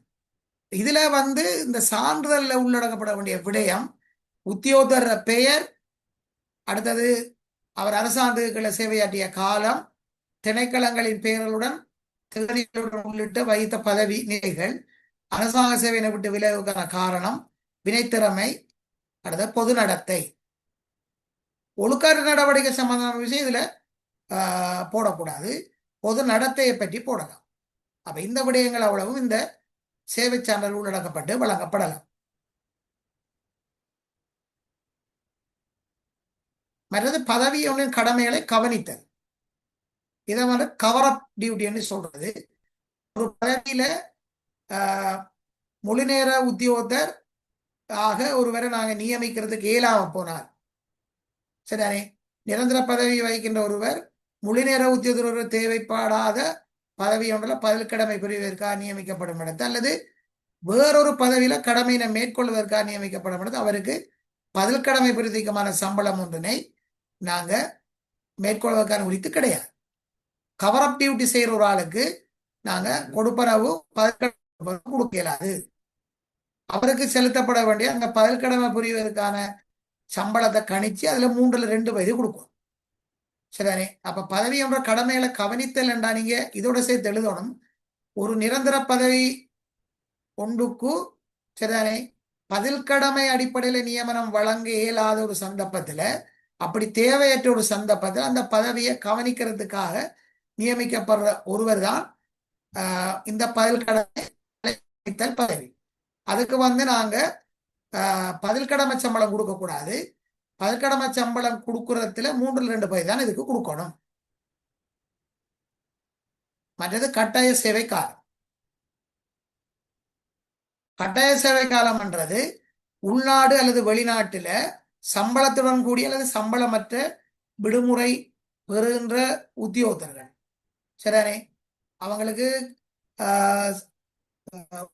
அதாவது சம்பளத்துடன் சம்பளமற்ற விடுமுறைப்படுவாங்க. அது கற்கைக்காக இருக்கலாம் அல்லது தொழிலுக்காகவும் இருக்கலாம். கற்கைன்னா ஸ்டடி பண்றது, ஸ்டடி லீவு. அடுத்தது தொழில் செய்யறதுக்காக இருக்கலாம். அது முழு சம்பளத்துடன் இருக்கலாம், சம்பளமற்ற விடுமுறையாக இருக்கலாம். அப்படி போற நேரம் அவங்களுக்கு ஒரு ஒப்பந்தம் ஒன்று செய்யும், அக்ரிமெண்ட், ஒரு பிணைமுறையும் ஒன்று செய்யும். அப்ப நாங்க ஒரு அக்ரிமெண்ட் இருக்கிறது, பிணைமுறை என்ன பொண்ட் ஒன்று சைன் பண்ணணும். என்னென்றால் அது நோக்கம், சைன் பண்ற நோக்கம், இவர் இந்த சம்பளமற்ற அல்லது முழிச்சம்பள லீவு கால பகுதியில போயிட்டு திருப்பி அரசாங்கத்துக்கு தொடர்ச்சியாக எவ்வளவு காலம் வேலை செய்யணும். அது கட்டாயமானது. அதைத்தான் சொல்றது கட்டாய சேவை காலம் என்று சொல்றது. கட்டாயமாக அவர் அந்த வேலையை அரசாங்கத்துக்கு செய்யும்.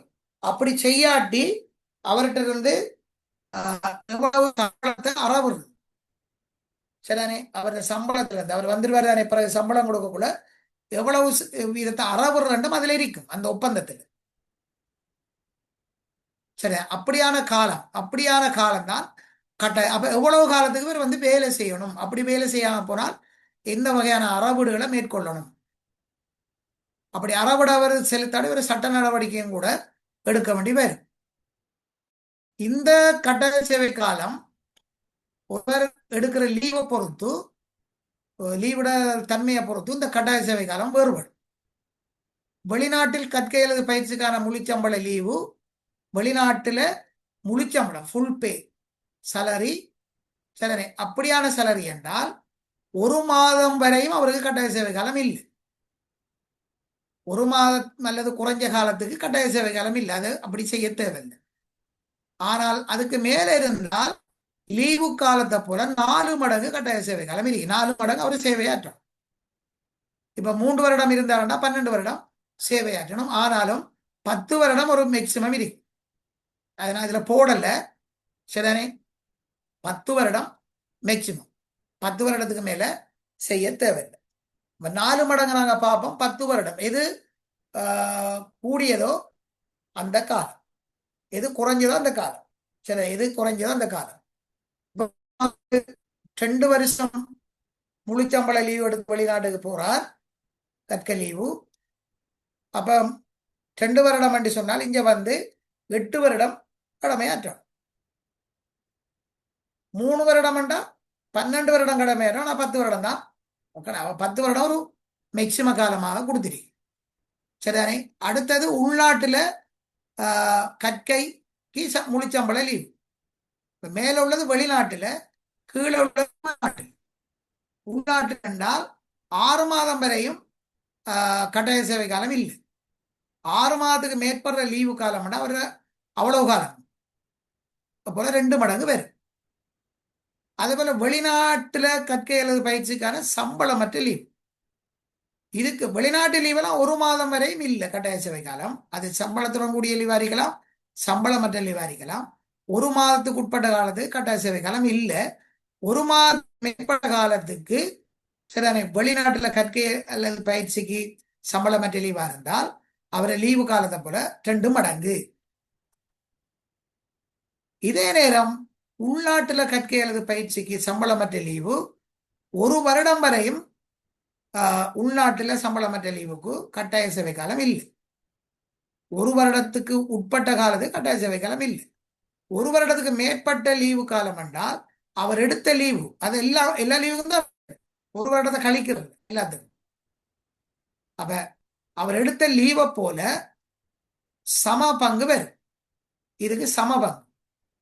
இப்ப 2 வருடம் உள்நாட்டில் சம்பளமற்ற லீவ் எடுத்திருக்கார் என்றால் அவருக்கு சரிதானே 2 வருடம் தான் கட்டாய சேவை காலம். 2 வருடம் எடுத்தவருக்கு 2 வருடம். சரிதானே? 6 மாதம் எடுத்திருப்பார் என்றால் அவருக்கு கட்டாய சேவை காலம் இல்லை. 9 மாதம் 10 மாதம் 11 மாதம் அவருக்கு வராது. 1 வருடத்துக்கு உட்பட்டதுக்கு இல்லை.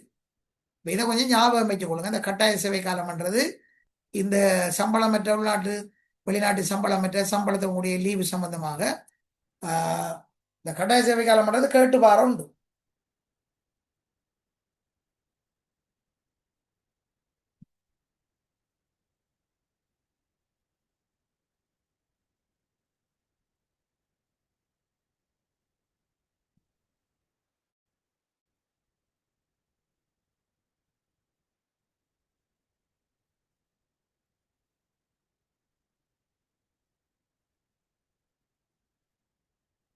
நாம இன்றைக்கு இந்த டியூட்டை பார்த்து முடிப்போம். முடிச்சோம்னா தியரி இன்றையோட முடியுது. பிறகு நாங்கள் பாஸ் பேப்பரை நான் இப்போ பாஸ் பேப்பரை போட்டு விட அதுக்கு கேள்விக்கு எல்லாரும் ஜாயிண்டாக இருக்கிற நல்லம் பாஸ் பேப்பர் செய்கிற நேரம் ஜாயிண்டாக இருக்கிறது நல்லம். ஏனென்றா நாங்கள் அந்த பாஸ் பேப்பருக்கான விடைகளை நீங்கள் எழுதணும். ஏன்னா நான் டைப் பண்ணல, அதுக்கு டைப் பண்ணுறது நேரம் காணாது. அப்புறம் வடிவாக சொல்லுவேன், நீங்கள் எழுதணும். அப்படி எழுதி கொள்ள இயலாதார்கள் வீடியோ அதாவது இந்த ரெக்கார்டை பார்த்து கட்டாயமாக எழுதி கொள்ளும். சரிதானே? நாங்கள் ஒரு 3 வருஷம் அல்லது 4 வருஷ பேப்பர் நேரம் காலம் காணுமெண்டா 4 வருஷ பேப்பர் இருக்கு. 4 வருஷ பேப்பரையும் நாங்கள் பார்க்கலாம். ரைட். அடுத்தது சம்பள ஏற்றத்தை பிற்போடல். இது நாங்கள் படிச்சிருக்கோம். என்னன்னா, அதாவது ஒரு குறித்த திகதியில் ஒருவருக்கு வழங்கப்படக்கூடிய சம்பள ஏற்றத்தை அதில் வழங்காம இன்னும் ஒரு திகதிக்கு பிற்போடுறது. சரிதானே? இது அதிகமாக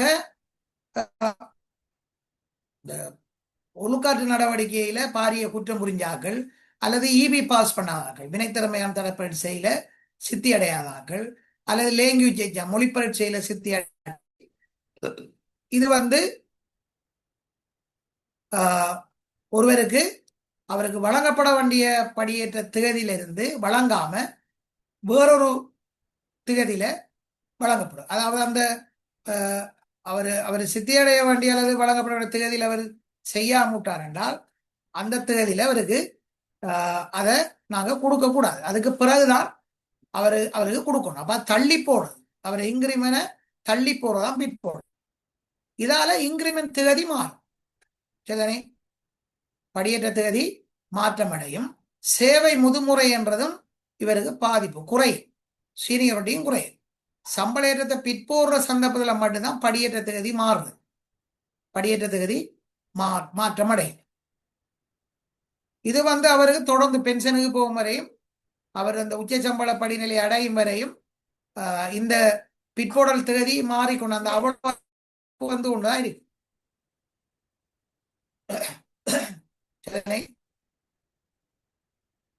மறது சேவை நிலையப்படி இது நாம் ஏற்கனவே நம்ம பார்த்துட்டோம், மாற்றப்பட்டபடியும் பார்த்துட்டோம்.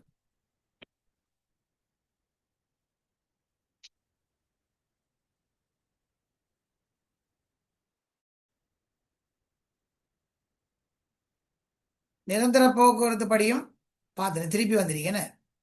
அடுத்த மைல் கட்டணம், மைல் கூலியா. மைல் கூலி என்றது மைலேஜ் என்று சொல்லுவோம், மைல் கட்டணம் அல்லது மைல் கூலி. இதென்று சொன்னால் இப்ப கடமை நிமித்தம் சொந்த வாகனங்களை பயன்படுத்துற உத்தியோகத்தர்கள், அரச வாகனம் இல்லை, ஆனால் அவங்களோட சொந்த வாகனத்தை கடமை நிமித்தம் பயன்படுத்துறது சில ஆட்களுக்கு அனுமதி இருக்கு. அனுமதி இருக்கிற உத்தியோகத்தர்கள் மைலேஜ் மைல் கட்டணம் பெற்றுக்கொள்ளலாம். அந்த அவங்களோட போக்குவரத்து அரச கடமைகளை நிறைவேற்றதுக்காக மைல் கட்டணத்தை பெற்றுக்கொள்ளலாம். சரிதானே? மைல் கட்டணம் காலத்து காலம் திருத்தப்படுது சேர்க்குலர்ல.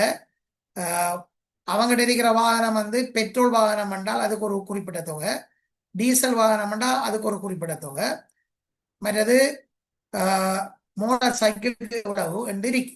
நான் அந்த சேர்க்குலர் உங்களுக்கு அந்த சேர்க்குலர் உங்களுக்கு நான் போட்டு விடுறேன்னா, கடைசியா சேர்க்குலர் என்று பார்த்து அது அதன்படி அவங்க கிளைமா பண்ணிக்கொள்ளலாம் அவட சொந்த வாகனம். அரசாங்க வாகனத்தை பாவிச்சா மைல் கட்டணம் எடுக்கிறார். சரிதானே? அரசாங்க வாகனத்தை பாவிச்சால் மைல் கட்டணம் எடுக்கிறார். இணைந்த படிகளை அவங்க பெற்றுக்கொள்ளலாம். அவங்க பிரயாணம் செய்யறதுக்கான வாகன போக்குவரத்து செலவை அவங்க எடுக்கிறார். சரிதானே? ஆனால் அரசாங்க வாகனத்துக்கு பதிலாக அவங்களோட தனியார் வாகனத்தை அவங்க பயன்படுத்துவாங்கடா, அதுக்கு அனுமதி வழங்கப்பட்டிருந்தால் அவங்களோட வாகனத்துல பதிவிலக்கத்தோட, சரிதானே, வாகனம் ரெஜிஸ்டர் பண்ண அவங்களோட பேர்ல இருக்கணும், அது வாகனத்தை பேர்ல இருக்கணும். அதே நேரம் அவங்க அதுக்கான அனுமதி டிரைவிங் லைசன்ஸும் இருக்கணும், அனுமதியை எடுத்திருந்தா தான் அந்த மைல் கட்டணம் எடுக்கலாம். சில வேளைகளை வேறொரு வாகனத்தை அயர் பண்ணி, அதாவது ஒரு வாகனத்தை அயர் பண்ணி அவங்க அதுக்கு ஒரு குறிப்பிட்ட கட்டணத்தை அவங்க பெற்றுக்கொள்ளலாம், அது வேறு. சரிதானே? அது வாகனத்துக்காக பெற்றுக்கொள்றது. இந்த கடமைப்படியும் நம்ம ஏற்கனவே பார்த்துட்டோம். சரிதானே? அதாவது இரவை நாங்க கழிக்கிறதுக்காக இணைந்த படிக்கு பதிலாக கொடுக்கறதுன்னு பார்த்துட்டோம். வெப்ப உடைப்படிகளும் முற்பணங்களும். வெப்ப உடைப்படிகள் என்றது என்னன்னு சொன்னால், சில இடங்களுக்கு கடமை நிமித்தம் சில பகுதிகளுக்கு வெளிநாடா இருக்கலாம், அல்லது குளிருள்ள அல்லது இடைநிலை வெப்பநிலை உள்ள நாடுகளுக்கு போறது நேரம் அவங்களுக்கு சில உடைகளுக்காக அவங்க சில வேளையில வெளிநாட்டு நாணய நிதியமாகவோ அல்லது இலங்கை இருந்து அவங்களுக்கு அதை மாற்றி அந்த கொடுப்பனவை கொடுப்பாங்க அந்த உடைகள் எடுக்கிறதுக்காக. முற்பணமாக 2000க்கு மேற்படாத தொகை வழங்க முடியும். எதுவும் இந்த மாத்துப்படல இந்த தொகை. சரிதானே? மற்றது 5 வருடத்துக்கு ஒரு தரம் இந்த கொடுப்பனவை பெற்றுக்கொள்ளலாம். கடமைக்காக சில இடைவெப்பநிலை நிலவுகின்ற நாடுகளுக்கு போற ஆட்களுக்கு இந்த கொடுப்பனவு வழங்கப்படும். இது ஒரு கொடுப்பனவு. முற்பணமாக அந்த காசை கொடுப்பாங்க, பிறகு அவங்க வாங்கிட்டு பிறகு செட்டில் பண்ணலாம். அடுத்தது இந்த சரி செய்யப்படி. சரி செய்யப்படி இது அடிக்கடி வாரது. சரி செய்யப்படி என்றால் ஒரு உத்தியோகத்தர் ஒருவரை ஒரு பஞ்சாங்க மாதத்துக்கும் குறைந்த கால அவகாசத்தோட இடமாற்றம் செய்கிற நேரம், அதாவது ஒரு உத்தியோகத்தருக்கு ஒரு மாதமாவது அவகாசம் கொடுக்கும். ஒரு மாதத்துக்கும் குறைஞ்ச காலம், இதான 10 நாள் 15 நாள் 20 நாள் இப்படி ஒரு அவகாசம் அவருக்கு இடமாற்றம் ஒன்று செய்கிறது. அப்படி இடமாற்றம் செய்தால் அவருக்கு ஒரு கஷ்டமோடு வரும் என்று சொன்னால் அவசர அவசரமாக அவர் போகணும். அப்ப இதுக்காக அவருக்கு எவ்வளவு நாள் அவருக்கு குறைவா இருக்கும், அதாவது 1 மாத கால அவகாசம் கொடுக்கணும். அப்படி கொடுக்காம இப்ப அவருக்கு 20 நாள் அவகாசம் கொடுத்திருக்காங்க, 10 நாள் குறைவு 1 மாதத்துக்கு. அப்ப அந்த 10 நாள் குறைவென்றால் 10 நாளைக்காக இணைந்தபடி அரைவாசி இவருக்கு சரி செய்யப்படியாக கொடுக்கும். இணைந்தபடியும் கொடுக்கணும் வேறையாக. அதே நேரம் இவருக்கு அவர் பிரயாணம் பண்றதுக்காக இணைந்தபடியில அரைவாசி சரி செய்யப்படி, அதாவது சரி செய்ய அட்ஜஸ்ட்மெண்ட் அட்ஜஸ்ட்மெண்ட் எலவன்ஸ்.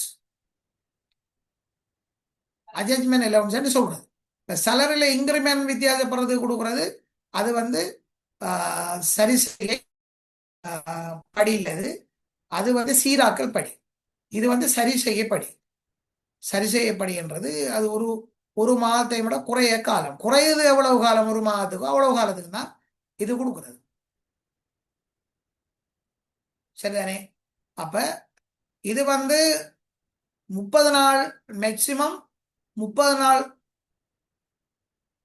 சரிதானே? 30 நாள் என்றுதான் பார்க்கிறது. சரிதானே? குறைவான தினங்களுக்கு இதை அடுத்த வெளிக்கள அலுவலர் அது பார்த்துட்டோம். அடுத்தது கட்டாய லீவ். கட்டாய லீவ்ன்றது நாங்க பார்த்திருக்கோம் ஏற்கனவே. உத்தியோகத்தோட கடமைகளை ஆற்றுறது, அதாவது ஒரு அலுவலகத்திலிருந்து ஒருவர் வேலை செய்தார் உத்தியோகத்தர், அது பொது நன்மைக்கு ஒத்து வராது என்று நினைச்சால், அல்லது மருத்துவ காரணம் அல்லது வேற ஏதும் விசாரணை செய்கிற நேரம் ஒடுக்காற்று காரணத்தின் அடிப்படையில ஒருவர் கட்டாய லீவு கொடுக்கல. சரிதானே? அவரை கட்டாய லீவுல அனுப்பலாம். ஆனா கட்டாய லீவுல அனுப்புற நேரம் அவருக்கு இப்ப அவருக்கு ஏற்கனவே லீவுகள் இருந்தால், எடுக்கக்கூடிய லீவ் இருந்தால் அவ்வளோத்தையும் கழிச்சுடும். அந்த லீவ் அதுக்கு கழிச்சு போட்டு அவருக்கு இனி லீவு வராது. மிச்சத்துக்கு சம்பளத்தோட தான் அவருக்கு இந்த லீவை கொடுக்கணும். முழு சம்பள லீவ். கட்டாய லீவு இருக்கிற ஒருவருக்கு சம்பளம் கொடுக்கணும். சரிதானே? அவர் ஒன்று வீட்டெரிப்பார். சில வேளையில ஒரு குற்றச்செயலுக்கு போலீஸ் பிடிச்சி நீதிமன்றத்துக்கு ஆஜர்படுத்த முதல் அவர் வச்சு விசாரிக்கிற நேரம் குற்றவாளியா சுத்தவாளியான்னு தெரியாது. சரிதானே? ஆனா நீதிமன்றத்தில் தடுப்பு காவலில் வச்சு விசாரிப்பார். அப்படி விசாரிக்கிற காலத்துக்கும் கட்டாய லீவு கொடுக்கணும். சரிதானே? ஆனால் அந்த விசாரணை சந்தேகம் வந்து என்ன குற்றம் என்று பார்க்கணும். லஞ்ச ஊழல் குற்றம் அல்லது ஏதாவது சுங்கவரி சம்பந்தமாக செலுத்தாம அப்படியான குற்றம், இப்படியான விடயங்களுக்கு அல்லது போதை வஸ்து இப்படியானதுகளுக்கு ஒரு போலீஸ் பிடிச்சி கஸ்டடியில் வச்சிருந்தா அவருக்கு இன்டெடிச்சன் கொடுக்கும். அது கட்டாய லீவு கொடுக்கக்கூடாது. கட்டாய லீவு இன்டெடிச்சன் ஒருவருக்கு கொடுக்காம எவ்வளவுக்கு நாம் ஒருவருக்கு நாங்க அந்த அளவுக்கு இல்லை, ஆனாலும் அவரை அலுவலகத்தில் வச்சு கொள்ள இயலாது என்றால் இந்த கட்டாய லீவு கொடுக்கலாம். அல்லது வேற குற்ற செயல்கள். சம்பாதித்த லீவ். சம்பாதித்த லீவ்ன்றது சரிதானே? ஒருவர் தந்த நடப்பு வருடத்துல நடப்பு ஆண்டுல உள்ள லீவும் அதுக்கு முந்தின ஆண்டுல பயன்படுத்தாது சேமிச்சுக்கிற லீவு. முந்தின ஆண்டுண்டா இப்ப 2026 இந்த 26 பயன்படுத்தாத லீவு.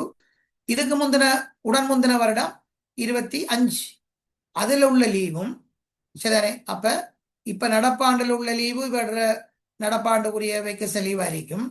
இதுக்கு முந்தின ஆண்டில் உள்ள லீவு அது வந்து இவர திரட்டிய ஓய்விலையோ வருவது. சரிதானே? முந்தின ஆண்டு ஓய்வு லீவு. அதுவும் வேறு சேமிச்ச 2 ஆண்டுல சேமிச்ச காலம் கடந்த லீவ்.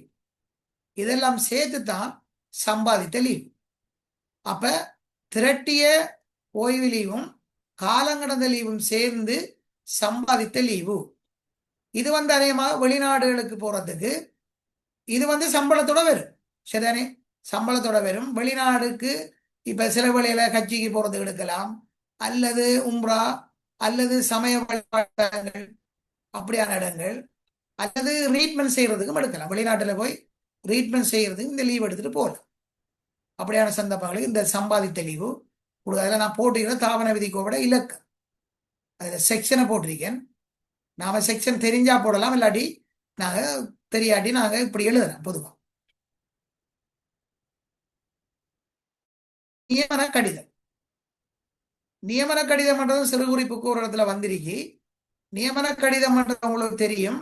அதாவது ஒரு ஒரு பதவியை ஒருவருக்கு கொடுக்கிறது. என்ன? அதாவது நியமன கடிதம் வந்து நடைமுறை ஒழுங்கு விதி என பொதுச்சேவை ஆணைக்குழு ஒழுங்கு விதியில 3ஆம் 4ஆம் பின்னணிப்பின் பிரகாரம் இது அமையும் இந்த கடிதம். அப்ப நியமன கடிதம் என்றது பொதுச்சவாணி குழு ஒழுங்கு விதியில் 3வது 4வது பின்னிணைப்புகளுக்கு இணங்க நியமன கடிதம் நியமன அதிகாரியால் தயாரிக்கப்படணும். இந்த நியமன கடிதத்துல பின்வரும் விடயங்கள் உள்ளடக்கணும். நாங்க இந்த பின்வரும் விடயங்களாக சொல்லப்பட்ட விஷயங்களை நாங்க சுட்டிக்காட்டி நாங்க எழுத மாட்டோம். சரி, அதை நியமனம் பெறுபவர பெயர், விலாசம், தேசிய அடையாள அட்டை இலக்கம், சில வேளை நியமன கடிதத்தில் உள்ளடக்கிற விடயங்கள் என்ன என்று தனிக்கல்வியா கேட்கல. தனிய நியமன கடிதம் சிறு உரிப்புக்கு வந்தால் நாங்கள் அதை சொல்லிட்டு அதில் உள்ளடக்கப்பட வேண்டிய முக்கியமான விடயங்களை நாங்க இதுல சுட்டி அதுல நீங்க ஒரு தெரிஞ்ச விஷயங்களை எழுதல. நியமன கடிதத்தில் உள்ள விடயம் நியமன கடிதம் ஒன்று வழங்குற நேரம் இதுல சந்தர்ப்பத்துக்கு ஏற்ற மாதிரி சில விடயங்கள் வராது, மற்றெல்லாம் வரும். ஆனா இந்த விடயங்கள் ஏற்ற வகையில வரும். சரிதானே? அது இந்த பின்னிணைப்பு 3 அல்லது 4 பயன்படுத்தி நியமன அதிகாரி அந்த நியமன கடிதத்தை கொடுக்கலாம். இதுல முக்கியமான மேலுள்ள முக்கியமான விஷயங்களை இப்ப நியமன கடிதம் ஒன்று தேசிய அடையாள அட்டை கட்டாயம் விடணும் மண்டி இருக்கு. மற்றது வர பதவி பெயர், கடமையை வேண்டிய திகதி, நியமனம் செயல்படும் திகதி, நியமனத்தை பொறுப்பேற்காட்டி என்ன நடக்கும் என்ற விஷயம், மற்றது நியமனத்தின் தன்மை, மற்றது விதவியல் அனாதைகள் ஓய்வூதியத்துக்கு பங்களிப்பு செய்கிற விஷயங்கள், சரிதானே, தகுதி ஆண்காலம் சம்பந்தமான விஷயம்லாம் அந்த நியமன கடிதத்தில் இருக்கு. சம்பள அளவு திட்டம் இருக்கு, சலரி ஸ்கேல் ஒன்று எழுதியிருப்பாங்க. சரிதானே, பிணைப்பணம் செலுத்தணும் அது பற்றிய விவரம் எல்லாம். மற்றது இந்த பொது 160 உடன்படிக்கை செய்யப்படுற விஷயம் எல்லாம் இதுல இருக்கு.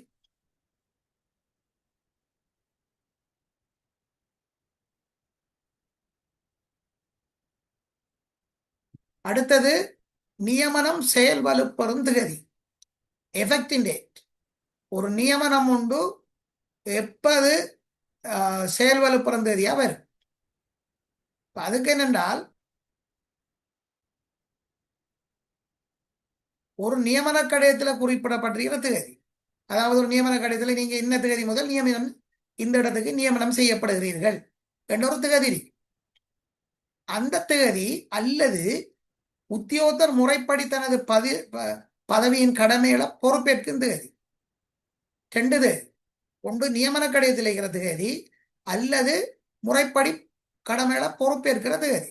இந்த திகதியில எந்த திகதி பிந்திய திகதி, அதான் இத எஃபெக்டிவ் டேட்.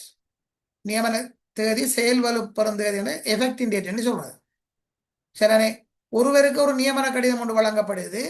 அதுல சொல்லப்படுகிறா நீங்க வார ஏப்ரல் மாதம் 1ஆம் தேதி முதல் 2026 ஏப்ரல் 1ஆம் தேதி முதல் இந்த பதவிக்கு நியமிக்கப்படுகிறீர்கள். இந்த பதவிக்குரிய கடிதத்தை நீங்க ஏற்றுக்கொண்டு சரிதானே குறித்த தேதியில நீங்க நியமனத்தை பொறுப்பெடுக்கணும். இந்த நியமனம் நீங்க ஒரு குறிப்பிட்ட நாளுக்களுக்குள்ள, அதாவது ஒரு மாதத்தைக்குள்ள நீங்க பொறுப்பெடுக்காட்டி உங்களோட நியமனம் ரத்து செய்யப்படும். உங்களுக்கு விருப்பமில்லை என்று கருதி ரத்து செய்யப்படும் போட்டிருப்பாங்க. அப்ப இவர் 1ஆம் தேதியும் போய் டியூட்டியஸும் பண்ணலாம், ஒரு மாதத்துக்குள்ள வர ஏதாவது ஒரு டேட்லையும் போய் டியூட்டியஸும் பண்ணலாம். அப்ப இவர் செயல்படும் தேதி, அதாவது உண்மையான நியமன தேதி எதென்று சொன்னால், இவர் 1ஆம் தேதி போனாருண்டா அந்த தேதி, அல்லது இவர் 15ஆம் தேதி போவாருண்டா 15ஆம் தேதி, எது பிந்தியோ அது. 15ஆம் தேதி போற ஒரு ஆளுக்கு 15ஆம் தேதி அவரை நியமன தேதியாக வரும் தொடர்ந்து.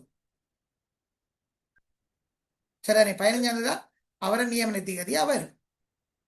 10ஆம் தேதி போற ஆளுக்கு 10ஆம் தேதி வரும், எது பிந்தின தேதியோ அது அவங்க டியூட்டியஸ் பண்றதுக்கு தான் அதுக்கு பேரு. நியமன கடிதத்தில் உள்ள தேதியில போனாருண்டா அது வேறு, அல்லாடி எது பிந்தினதோ அது, அதான் நியமனம் செயல்படு. இது ஒரு சிறு உறுப்பில் ஒரு இடத்துல வந்திருக்கு. அடுத்தது அரச உத்தியோகத்தோட ஓய்வு பெறுதல், பென்ஷனுக்கு போறது. அரச உத்தியோகத்தில் ஓய்வு பெறுறதுன்றது என்னென்றால், இது நீதி சேவை கட்டளை சட்டத்திலையும் ஓய்வூதிய பிரமாண குறிப்பிலையும் சொல்லப்பட்ட விஷயம். அரசு ஊதிய ஓய்வு பெறுறது.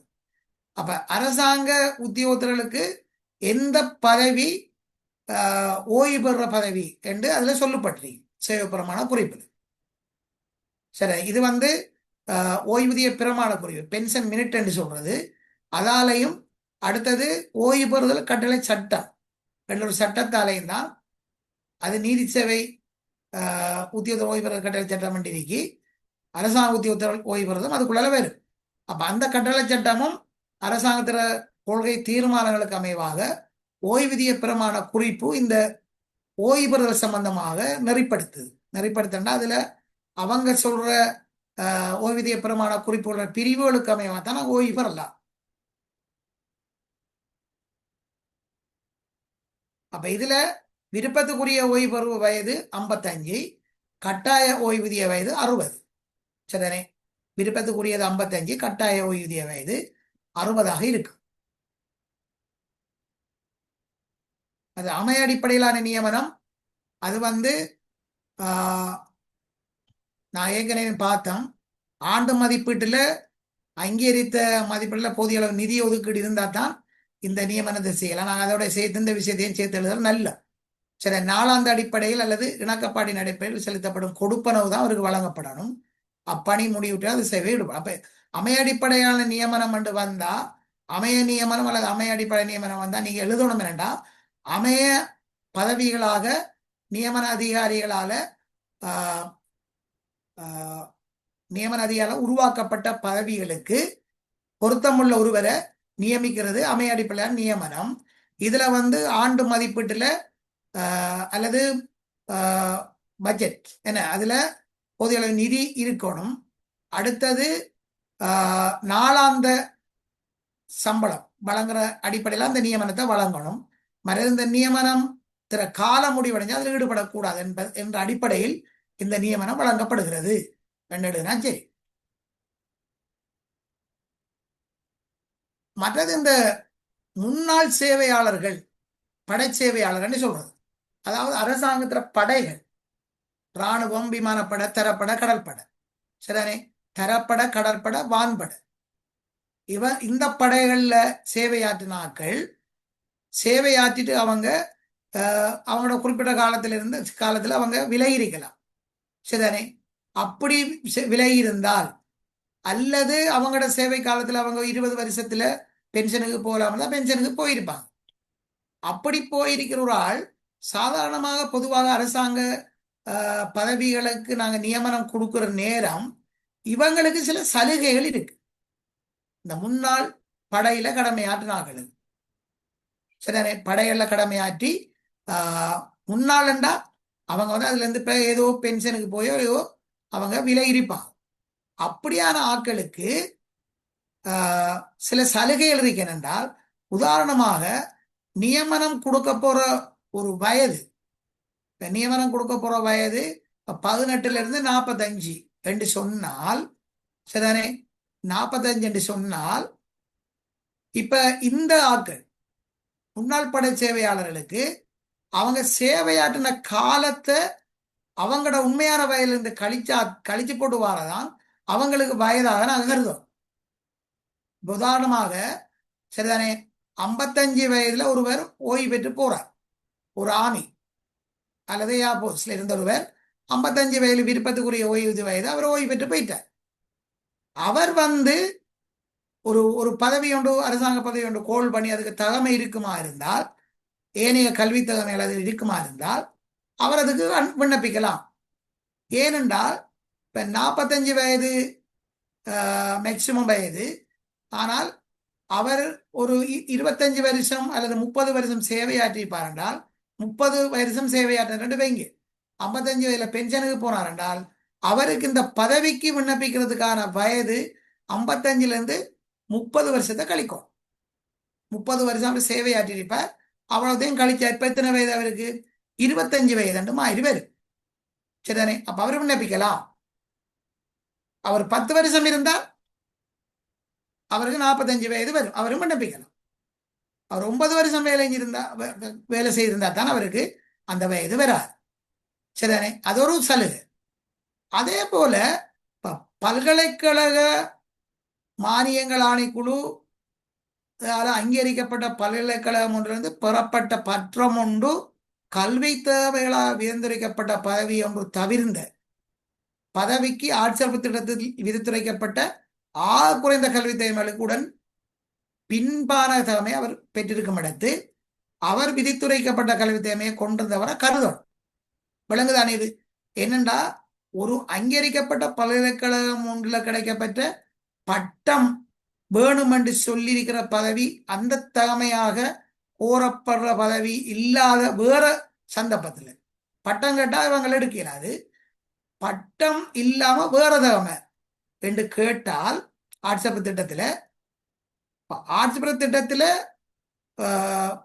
சரிதானே பதவிக்கு விதந்துரைக்கிற குறைந்த கல்வி தேவைகளுக்கு உடன் பின்னான கல்வி தேவை. உதாரணமாக ஓயல் கேட்டாங்க. சரிதானே ஏஎல் கேட்டால் ஏஎல் அட்வான்ஸ் லெவல் குவாலிஃபிகேஷன் கேட்டா ஓஎல் அவருக்கு ஓஎல் இருப்பார் என்று சொன்னா அவர் ஏஎலுக்கு பொருத்தமான அவர் எடுக்கும். ஓஎல் இருப்பார் அதுக்கு விண்ணப்பிக்கிறது தகுதி. அல்லது ஓஎலோட கேட்டா அவர் ஓஎல் பாஸ் பண்ணாத ஒரு 10ஆம் ஆண்டு கல்வி கற்றோராளாக இருந்தா போதும். அப்ப அப்படியான தகமை அப்படியான சலுகைகள் இவங்களுக்கு இருக்கு. சரிதானே? ஏன்னா அந்த உயிராபத்து மத்தியில நாட்டை பாதுகாக்கிறதுக்காக அவங்க சேவை ஆற்றினார்கள் என்றதுக்கான ஒரு ஏற்பாடு நம்மளோட தாவன விதி கோவையில இருக்கு. மற்றது நாங்க வரலாற்று தாள், இதுவும் சிறு குறிப்பில் அடிக்கடி கேட்கப்படுற விஷயம். வரலாற்று தாள்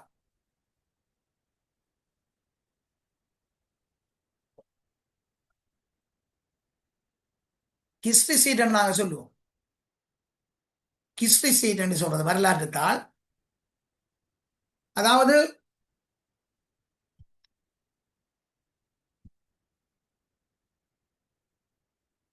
நான் ஒரு 15 நிமிஷத்துல உங்களுக்கு எடுக்கணும்.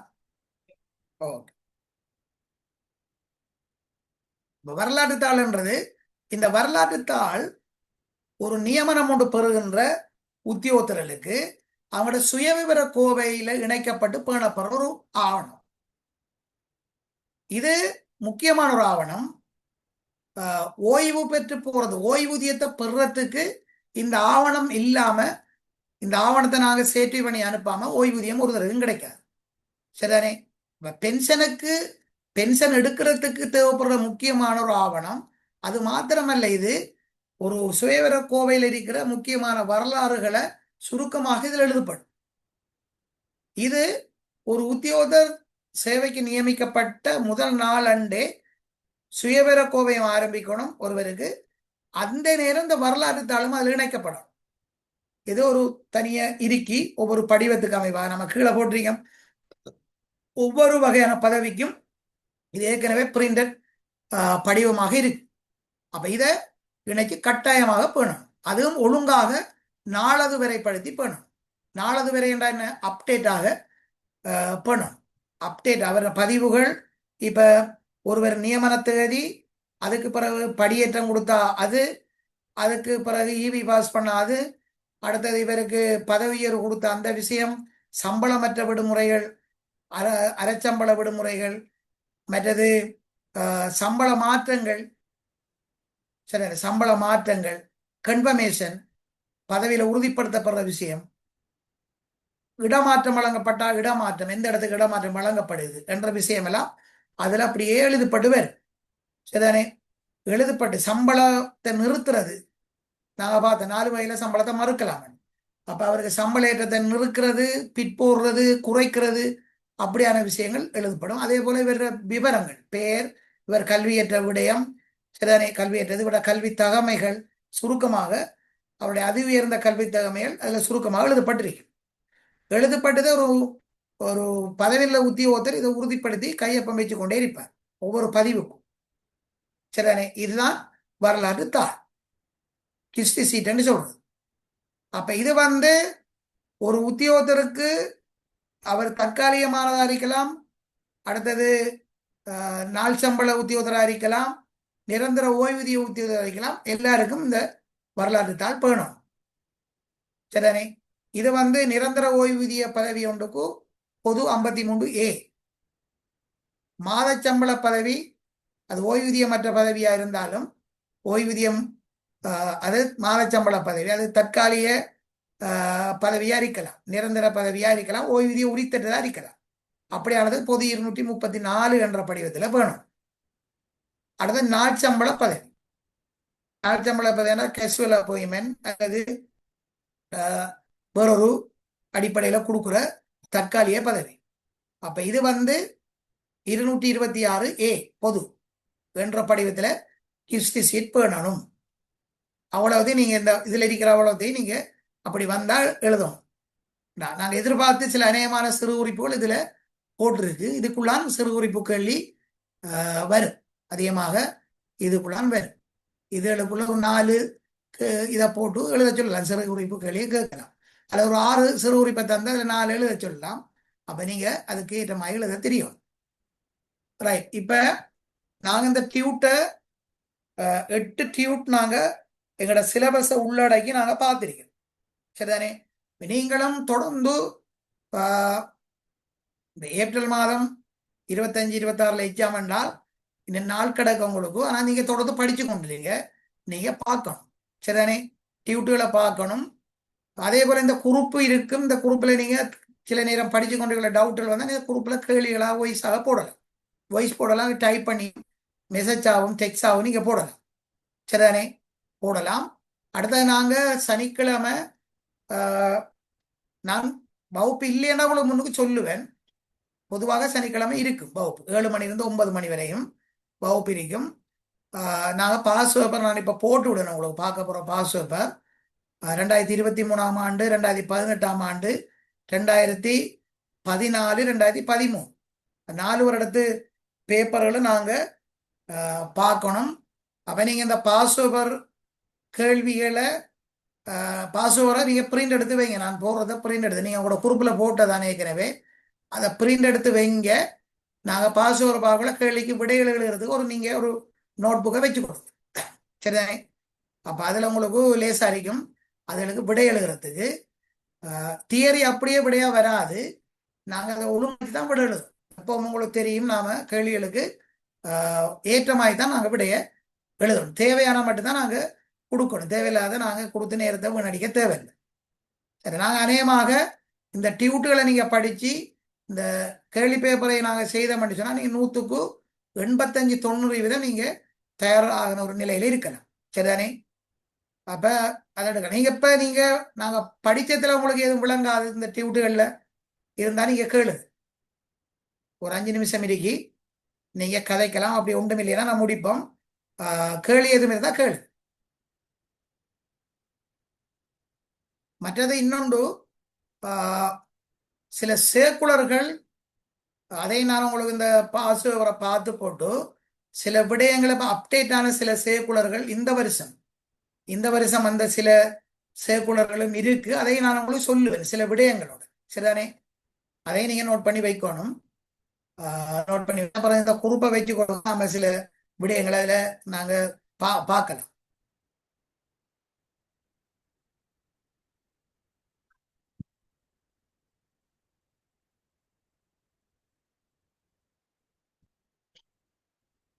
இது அவ்வளவு சிலபஸுக்குள்ள வர டியூட்டுகள் நான் பார்த்தது.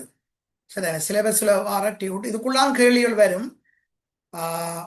ஆனால் எந்த கேள்வியும் கேட்கலாம். இதுக்குள்ள இருந்து அதிகமாக வந்த கேள்விகளை நான் முன்னுருவப்படுத்தி திரும்பி நாம சில விஷயங்களை நான் உங்களுக்கு சொல்லுவேன். இதுக்குள்ள முக்கியமாக பார்க்க சொல்றதை நீங்க பார்த்துட்டு போனேன் என்றால் அதுக்குள்ள நாங்க பழைய சேவை பிரமாணப்படி தான் இந்த இதுவும் கோல் பண்ணியிருக்காங்க உங்களுக்கு. சரிதானே? புது சேவை பிரமாண குறிப்பு அது புறவுதானே வந்தது. அவங்க கோல் பண்றதுக்கு புறவுதான் அது வந்தது. ஆகவே பழையதப்படி தான் அவங்க அந்த இதுல கோல் பண்ணி அது மாதிரி தான் உங்களுக்கு 4 கேள்வியை தந்து 2 கேள்வி 6 4 கேள்வியை 6 கேள்வி 7 கேள்வியை தந்து 4 கேள்வி தான் செய்ய சொல்ல போறாங்க. ஆகவே ஒரு கேள்விக்கு 25 புள்ளி. அதுக்கேற்ற மாதிரி நாங்கள் செய்யும். ரைட். அப்போ உங்களுக்கு எதுவும் கேள்விகள் எதுவும் இருந்தா நீங்க இப்ப கேட்காடி நீங்க கேட்கிறார்கள் கேட்கலாம். இல்லாட்டி நாங்க அடுத்த வகுப்புகள் நடக்கும் தானே அதுகளையும் நீங்க இது செய்யலாம். மற்றவர்களையும் சொல்லுங்க. என்னடா கேள்வி பேப்பர் பார்க்கக்குள்ள எழுதுறதானே அதுல பார்த்து கொள்ளலாம். அல்லது இதுல நீங்க எழுதுறதுக்கு மிஸ் பண்றார்கள் வீடியோ ரெக்கார்டை பார்த்து கட்டாயமா எழுதி கொள்ளணும். சரி, குட் நைட்.